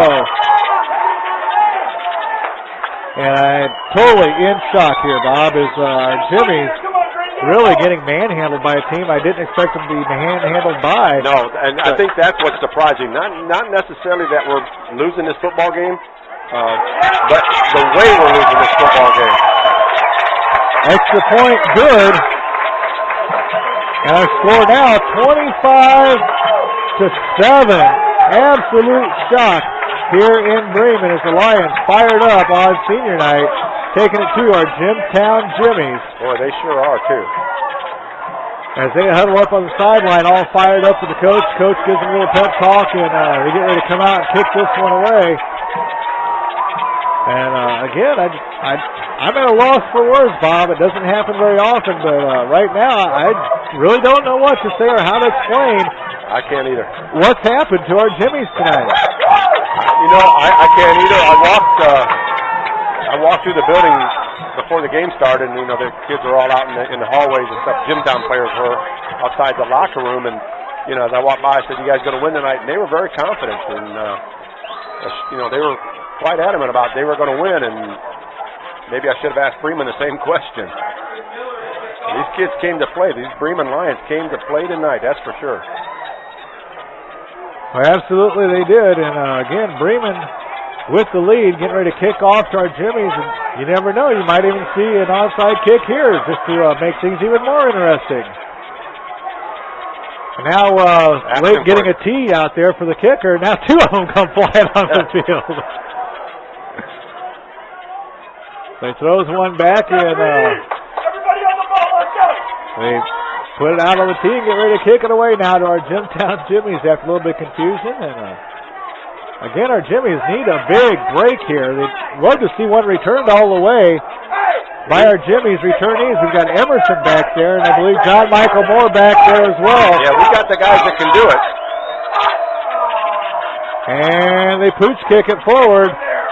Hauled in on the far hash mark by number 9, Evan Oblinger. And Oblinger gets it out near midfield. I believe he was knocked out of bounds around the 45-yard line or so. Jimtown with a good field position, but not much time, and they need 3 touchdowns to get back in this one. Kind of like when Jesus looked at Judas and said, "What you have to do quickly." It's like Jimtown, what you have to do, you got to do it quick. Absolutely, not much time to work with, and it will be a factor. Plus, we got to figure out how to get it back from Bremen if we do score. Lazinski underneath center. High formation behind him. Split receivers. Back to throw. No, they're going to hand it off. John Michael Moore the carry, I believe, for the Jimmies this time. The Lions come up and make a nice tackle after a short gain. That's going to be second down and 6 now for our Jimmies at the 48-yard line of the Lions. Or rather, of our Jimmy side of the 50. Trailing at 25-7.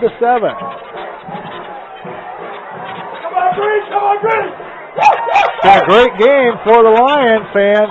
Not so great if you're a Jimmy fan. And again, I still can't explain why we're getting beat the way we are. Swing pass quickly, far side. Short gain on the play for our Jimtown Jimmies. Brody Olson, gain of 2. It's going to bring up third down and 4. The ball now right at the 50-yard line. On the far hash mark, our Jimmies going from our right to our left. Yeah, there's that old saying, reading your clippings. I don't know if that's the case with Jimtown, but Bremen came out just intense from the very first whistle. They've been playing intense, and Jimtown just hasn't had that same intensity tonight. Lazinski back to throw near side Emerson. Emerson makes the catch, heads back towards the middle. First down yardage, that's about all he got. Little misdirection there. If he caught it, I thought he was going to come outside with it and cut it up the field, but he cut right back in the heart of all the defense and managed to eke out another 3 yards after the catch.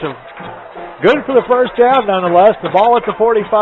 Yeah, I think you're right. I think he was supposed to catch that and make one cut inside and then take it upfield, but there was too many green defenders there, and so he just kept going against the grain, so to speak, until he could try to find an opening.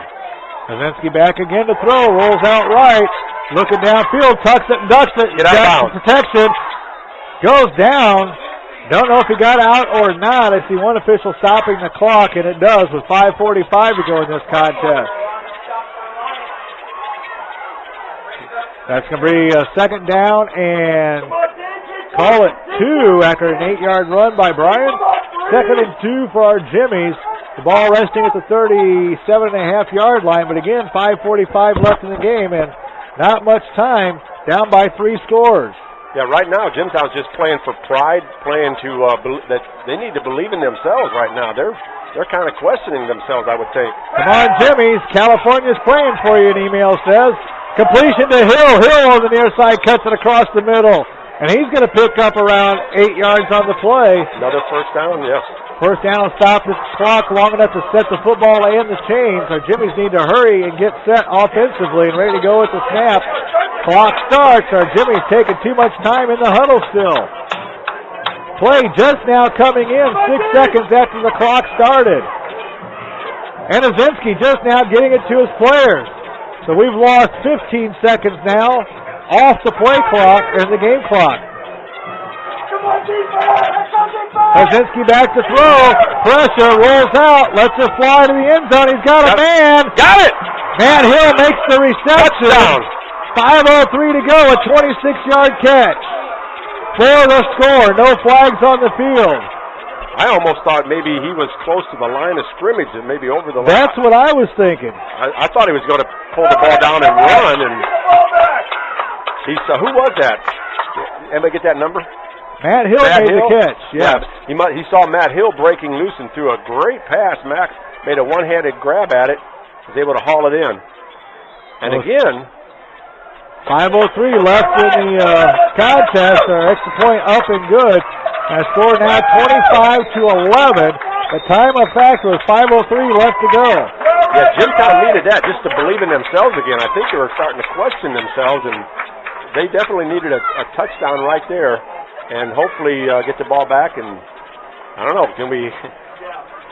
what do we need to do? We need a turnover. We need a touchdown, go for 2, and a field goal to tie it. Absolutely. You know what? If we hit overtime, we'll get your overtime cookie. I get my overtime cookie. It's sitting right over there with Jeff watching over it for you.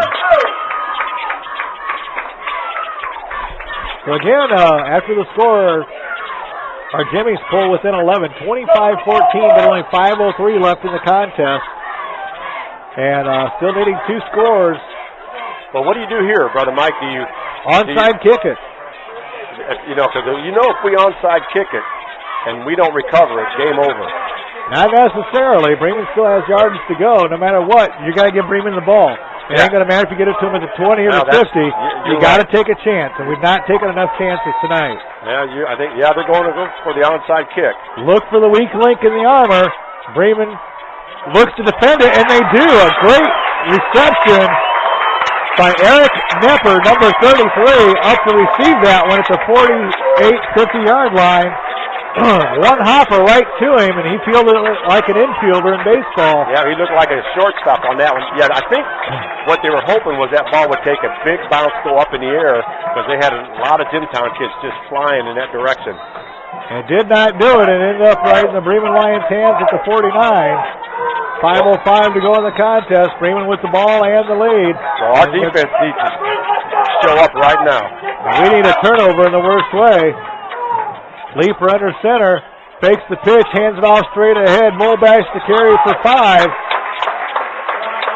Second down and 5 for Bremen. Again, a very impressive Bremen team. Not so much in skill department, but just in the will to win.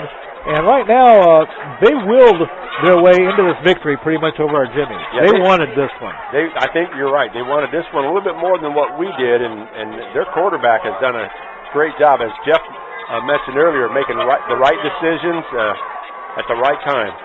It looks like our Jimmies will end up being tied for the conference lead after this one if something miraculous doesn't happen. Nepper the carry for Bremen's Lions, and he's got 7 and a first down, keeping the chains and the clock in Bremen's favor. Again, they're just running that trap right off the left side of the Bremen line, and I'm surprised that play's opened up big for them. Our kids look tired in this one, and our defense actually should be, the way Bremen's marched the ball against us all night long. Can't say enough about the Lions and the heart that they've came with tonight. Yeah, this is reminiscent of the Lions that I remember from the 80s and 90s. Grandpa Daly's cheering for you, Jimmy's, as a handoff straight ahead into the hands of Mulbash once again, and Brock about 2.5, maybe 3 yards on the carry. And our Jimmies again trailing at 25-14 with 3:42 left in this contest and ticking. Yeah, Landon Ferguson on that last tackle. And you're right, they're taking all the time that they can take. And you can't blame them. In fact, our Jimmies may not even get another touch of this football tonight if things continue this way. Down to 3:20 and ticking. Second down and 8 from the 38 of our Jimmies side of the 50. Bremen with the ball. Leaper underneath center. Split backs behind him. They hand it off ahead. Mulbash the carry. Stopped at the line of scrimmage this time. He's going to bring up a third down for the Lions. Timeout taken by Jimtown. I believe that's only going to leave us with one timeout left in this contest. Jeff's nodding his head to verify that is the case. Again, shock, 25-14 our score. Yeah, I would have never thought this. Yeah, I thought, if Bremen was going to win, it might be 25-23, a 1 or 2 point game. I never expected Bremen to control it the way they have. And, of course, those 2 early turnovers by our Jimmies in that first half of the contest, Bremen able to capitalize on both of those and really take it to us. And I think it just took too much out of us. Our Jimmies haven't been the same since those 2 turnovers. No, they haven't. And, basically their line has beaten our line tonight. And that's, even against Concord, our line was able to hold its own and, being outweighed, 30 pounds a man practically. But tonight, it's just these Bremen Lions showed up, and they showed up to play. And they're basically beating us at the line of scrimmage. And we talked in pregame about, on paper, a lot of times teams look like they should just be killed in the contest, but when you get them out there and play, it's closer than you think. Case in point right here. We thought we'd kill Bremen. That's just the opposite way around. They are crushing our Jimmies. Leaper back to throw. Flags go flying. He's got his man. Huppert over the middle rather. And in the secondary, he goes down hard. Yeah, motion against Bremen. That's good. Going to bring it back. And Huppert took a nasty hit. He's up slowly and coming back to the huddle. The kids played a good football game for Bremen tonight. So it's going to bring up 3rd down and 11. I think he's asking to come out of the game, though. He's tapping his head, and I don't think maybe the coaches saw it. So that or is his way of saying he's okay, let me stay in. Either that or he was putting his helmet back on straight because he did take a shot. Clock starts with 3 minutes to go now in this contest. Bremen with it. 3rd down and 11 for the Lions, rather. Let's go, Breeze! Flash in there! Leeper out of the shotgun this time. 2 receivers near side, 2 to the far side. Pick this thing off. Back to throw. He's got time. He's got a man. And incomplete into the hands of Braxton Miller. The fans wanting pass interference. And they're going to get as much of a flag on that one as what we got a little bit ago on our receiver, Matt Hill, going for a reception and getting some contact made early. Yeah, they thought maybe he was hanging on to him a little bit, but good no call. Officials was right there. He saw what was happening. 4th and 11 for Bremen. 2:40 to go in the game. The Lions will be punting this one away. We need a punt return for a touchdown desperately. Either that or a block punt. And we're going to go for it. We've got one lone man, John Michael Moore, back to return this one. They'll kick it away from him. Movement.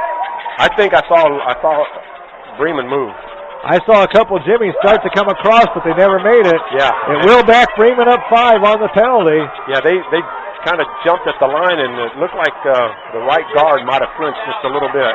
4th and 16, and backs them up a little bit. Not a big difference, though, for the Lions. They'll still have our Jimmies pinned deep unless we put on a good return. I still like to see them try to block this. It may happen with John Michael Moore, the only one back for our Jimmies to return it. They're coming. They go for it on a fake, and they complete it for the 1st down. John Michael Moore has to make a touchdown-saving tackle, and that was the ball game. Perfectly called, ladies and gentlemen, in timing. Perfectly executed. The punter back to punt that one away. Faked out our Jimmies. They let the blitz and everyone come in, and all of a sudden they found one lone man all by himself on the far sideline, completed to him. I never saw that. I never saw the pass. I was watching the linebackers blitzing, seeing if somebody was going to get through. I never saw that play. They had the quarterback in to kick as Jeff, I thought I saw it, but I wasn't sure I was seeing the number right. And it was Leeper back to do the punting. And as soon as he got the snap, he threw a swing pass far side to an unguarded man. And it went a long ways for the Bremen Lions with 2:05 to go. They run this one forward. Our Jimmies will take our last time out of this contest with 2:04 to go. 1st and 10 Lions. The ball on the 19-yard line of our Jimtown Jimmies. What a game, ladies and gentlemen. What a shock for Jimtown fans, and what a game and what elation for Bremen fans. Well, I guess I got so caught up in the game tonight, I forgot there was actually playoff baseball going on around the world, and kind of curious who's winning some of those games. I don't like the Yankees. I'm hoping they lose, but unfortunately they're up on Minnesota, I think it is, 2-0. Tampa Bay's down 2 games in their series. I'm kind of rooting for Cincinnati since the Cubs aren't in it. I want to see some teams that aren't ever there in the World Series get there. So maybe one of our listeners could email me some baseball scores if they happen to have any out there. Again, 2:04 left in our game. 25-14 our score. Bremen shocking the world, and our Jimtown Jimmies shocking everyone except the Bremen Lions fans. You know, just a great coaching job on behalf of the Bremen Lions. They just really made the right calls at the right time. Very well prepared for this game against the Jimtown Jimmies tonight. Absolutely. Up underneath center. Leeper hands it off again. And Miller, the carry. He's going to be out near 1st down yardage off the left end of the line. Now, did you say earlier that New Prairie beat these guys? Was it New Prairie or who was it? Oh, I can look back for you just a second. We saw New Prairie beat them 26-12. We beat New Prairie 28-0. Yeah, go figure. Go figure. High school football in Indiana, it's awesome. You bet. You know, if you're not ready to play on Friday night, you're just going to get your ears slapped back. And unfortunately tonight, we've gotten our ears slapped back. maybe this is what we needed to get us ready for sectionals coming up week after next. I think Jimtown's going to be a little bit angry going into sectionals. Up underneath center, Leeper, the quarterback, hands it off. Nepper the carry. Nepper fighting for the end zone. Down around the 4-yard line or so. Again, he broke 3 tackles. It was the 4th man that finally was able to get him out of bounds. Just determined running tonight by the Bremen Lions. Good blocking up front. The Lions really done a great job, and these kids have just played with a ton of heart tonight for the Bremen Lions. So again, it's 25-14, and the Reds lost, I heard, 7-4, just passed along to me. So unfortunately, none of my teams are winning this weekend. Thank goodness my Dolphins have the weekend off and they can't lose, especially after the way they got pummeled by New England last week. Bremen with it. Second down and goal. With a minute to go in the contest and ticking down. Brother Bob giving out some congratulations to the Mulbest family. Thank you. I wrestled in college with the Croom boy. Oh, you did? Yeah, Jimbo. So, the Mulbest father was saying he went to college with who? He wrestled with the Croom. Colin Croom? Yes, his dad, yep. Oh. There's a lot of hatred going on here tonight. Now, didn't I tell you that Mulbest kid looked like a wrestler? Well, now we know. Yep, now we know. It's in the genes. And they're going to find the line down and off the clock. They're happy with this one. What an upset, Indiana. Jimtown Jimmies. Our Jimmies lose it 25-14, the final score. Here in Bremen, our postgame show coming up in just a moment here on BroadcastSport.net. Walters Auto Sales in Elkhart is a family-owned and operated dealership that has been in business since 1975. Over the last 34 years, we have provided thousands of customers quality pre-owned vehicles at wholesale prices. All of our cars are new car dealer trade-ins, lease cars, or local trade-ins. Only the best for our customers, and a free Carfax report is available on any car by request. We also offer car rentals starting at only $19.99 a day. We have all makes and models from compact cars to 12 to 15 passenger vans. Ask about our low price guarantee. And now open Walters Full Service Repair Shop. Certified ASC techs with over 50 years experience at the low Walters everyday price. Check out our $19.99 oil changes, $49.99 brakes, and free inspections. Hurry, these offers only valid a limited time. Brakes, tune-ups, tires, oil changes, engine and transmission, exhaust. We do it all. Come see why customers as far as Hawaii and Alaska have bought their car from Walters Auto Sales. Call the sales office at 970-1360 or the service department at 293-1707.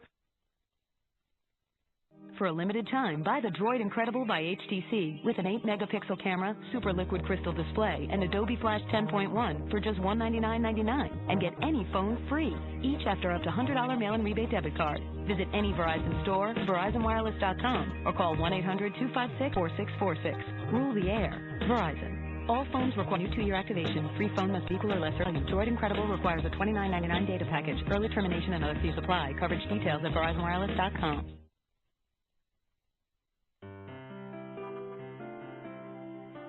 It's a struggle, don't try it alone. It's a battle from beginning to end. Applying for disability on your own? It's not easy. The Davis Disability Group put us on your side. Call the Davis Disability Group, put us on your side. Call Davis Disability at 1-800-735-5299. BroadcastSport.net. Mike Gibbs, Bob Whitaker back here with you in our postgame show along with Jeff Landis, and a shocking contest tonight. It was enjoyable for Lions fans and long suffering for our Jimtown Jimmies fans. Bremen came out to play. Our Jimmies didn't look like they came out prepared against this Lion team. We had them in size, we had them, I thought, in talent, but Bremen had the heart tonight and the courage of a Lion to come out and knock off our Jimtown Jimmies 25-14. And Bob, take nothing away from our Jimtown Jimmies squad. We were talking about this off the air a moment ago, and I look at last year's Jimmies team versus this year's Jimtown Jimmies team, and the attitudes seem to be different between the two squads.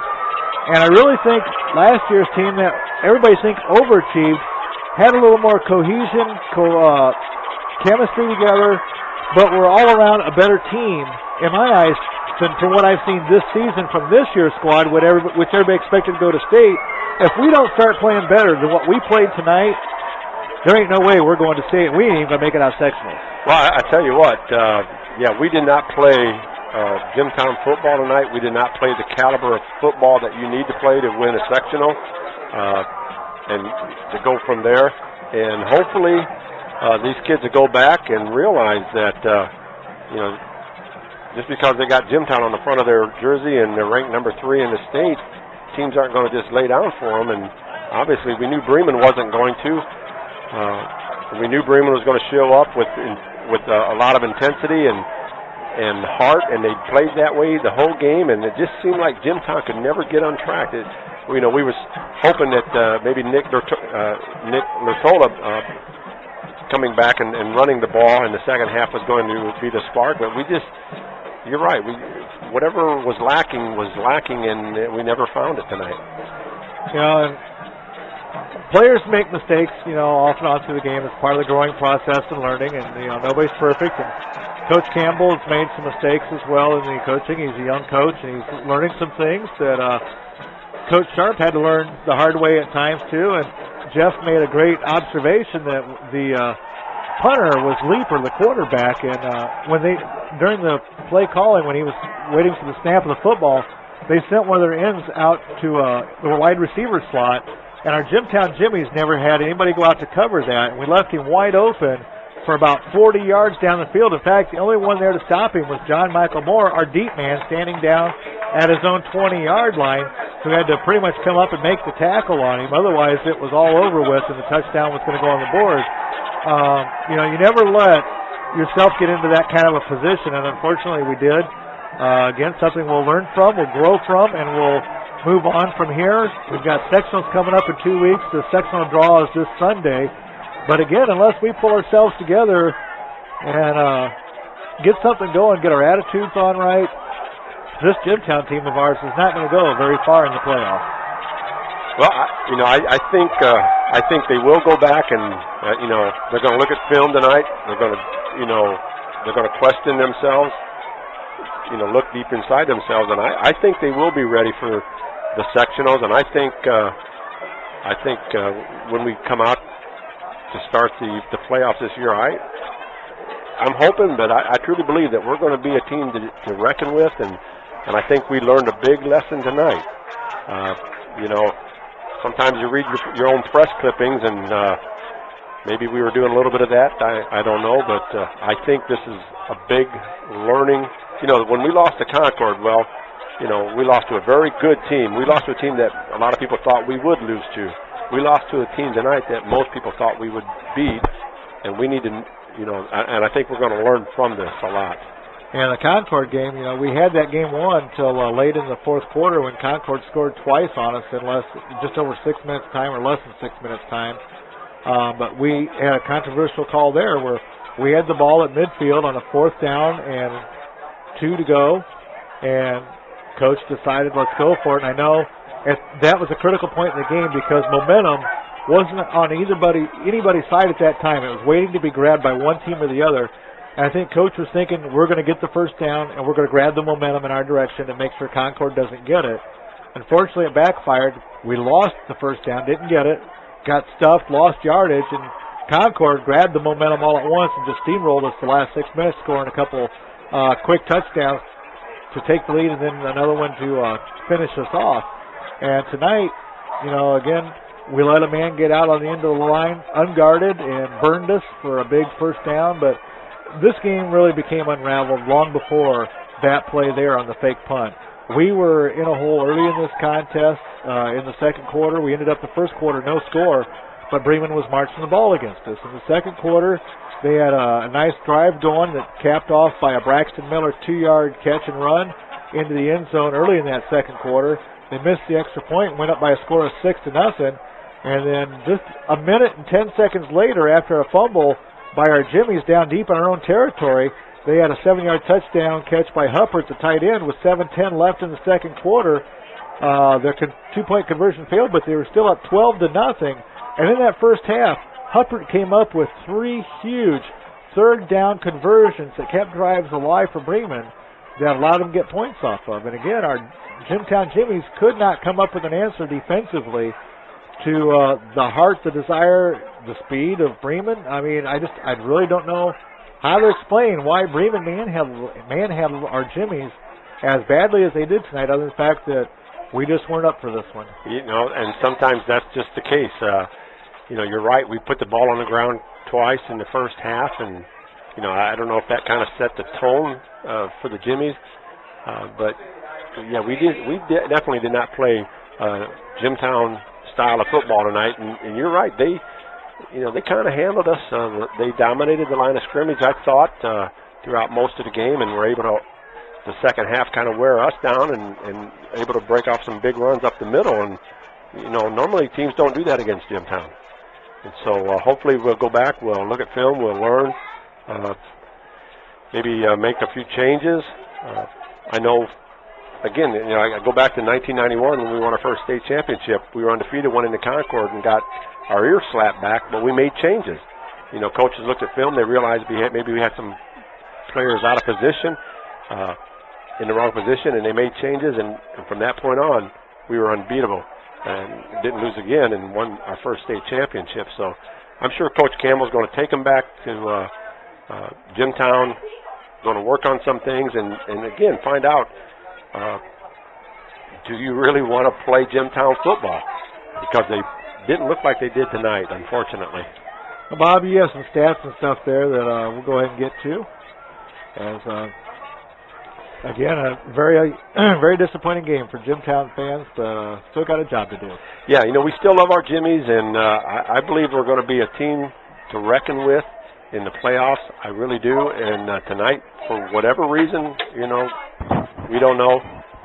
We just didn't show up tonight. And since we never made it to overtime, I'll have to take that cookie back. Okay. Well, let me go ahead and get these stats in. Again, the final score is the Bremen Lions on top of our Jimtown Jimmies by a score of 25-14. First downs, we led this. I think we had 10 in the first half to their 5, and ended up we had 14 first downs to Bremen 16. We had 31 rushes for 157 yards. Bremen had 43 rushes, 167. Passing yardage, we have 75. They had 149, and that was a big difference. That, like Jeff talked about, the quarterback really was an outstanding quarterback tonight. He really played a good game, made good decisions, and I think that was a big key to the Bremen Lions' success tonight. Let's see, fumbles. Again, we talked second half. We didn't put the ball on the ground like we did in the first half, and didn't lose any fumbles. I think Bremen dropped the ball once and was able to recover it themselves. But the time of possession, we had the edge the first half. Second half, the Bremen controlled the tempo. They controlled the football. Time of possession, Jimtown was a total of 20 minutes, 23 seconds. Bremen 27 minutes, 37 seconds. And that's just not typical of Jimtown. We usually control the ball. We run the ball, control the clock, control the time of possession. And tonight, Bremen did to us what we normally do to other teams. And again, the final score, Bremen 25, Jimtown 14. Huge win for the Lions, knocking off the third-ranked team in the state in our Jimtown Jimmies, who I'm sure will fall quite a ways in the poll and may even fall out of the top 10 after this one, losing to a team that was 4-3 coming into tonight. And I guess it's medicine we'll have to take. Yeah, I still think we're a top 10 team. I think, we maybe dropped down to 7, but, really, we've lost 2 out of the last 3 weeks. And so we very well may drop out of the top 10. Be a good week next week to get back in the winning circle as we head home for the final regular season game of the year. It will be our senior night. We'll have some great seniors to say goodbye to. And our Jimmies will be playing against Triton for a share of the NSC title, as Glenn was sitting in second place, now tied with our Jimtown Jimmies, I do believe.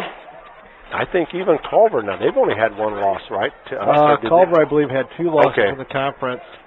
They would have had the loss to us and Glenn. So, again, Glenn looking like they're going to be tied in the conference with us.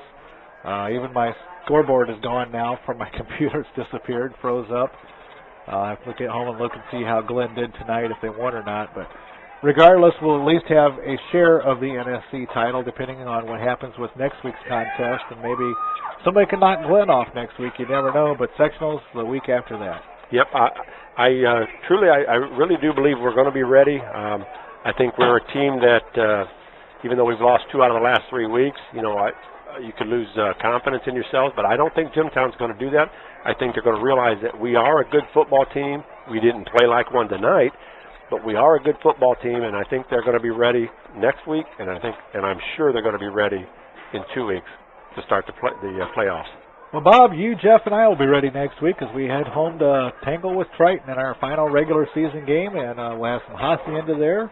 Next week, we'll have some good homemade Jimtown cookies next week. These folks never did offer us any of those hot wings, did they? No, they didn't. But, I did share my cookies with the announcer earlier. Oh, okay. I gave him one, so it just goes to show we know how to share. It's the other people around us that don't. That's right. Well, Jimtown hospitality. That's right. Whether we win or lose, it doesn't matter. We'll still share what we got with you. Well, Bob, that's going to do it for us, for you, for Jeff Landis. I'm Mike Gibbs saying again the final 25-14. Bremen upsetting our Jimtown Jimmies. Thanks to our players for giving us a great game to call tonight and the reason to put these games on the air. Thank you to our sponsors for making it a possibility of putting these games on the air. And thank you to you, our listeners, for being there and allowing us to be a part of your evening tonight. We hope you enjoyed the contest, even if you did not enjoy the outcome. And again, until next Friday night, at home against Triton, back in Jimtown. Good night, everybody. Good night.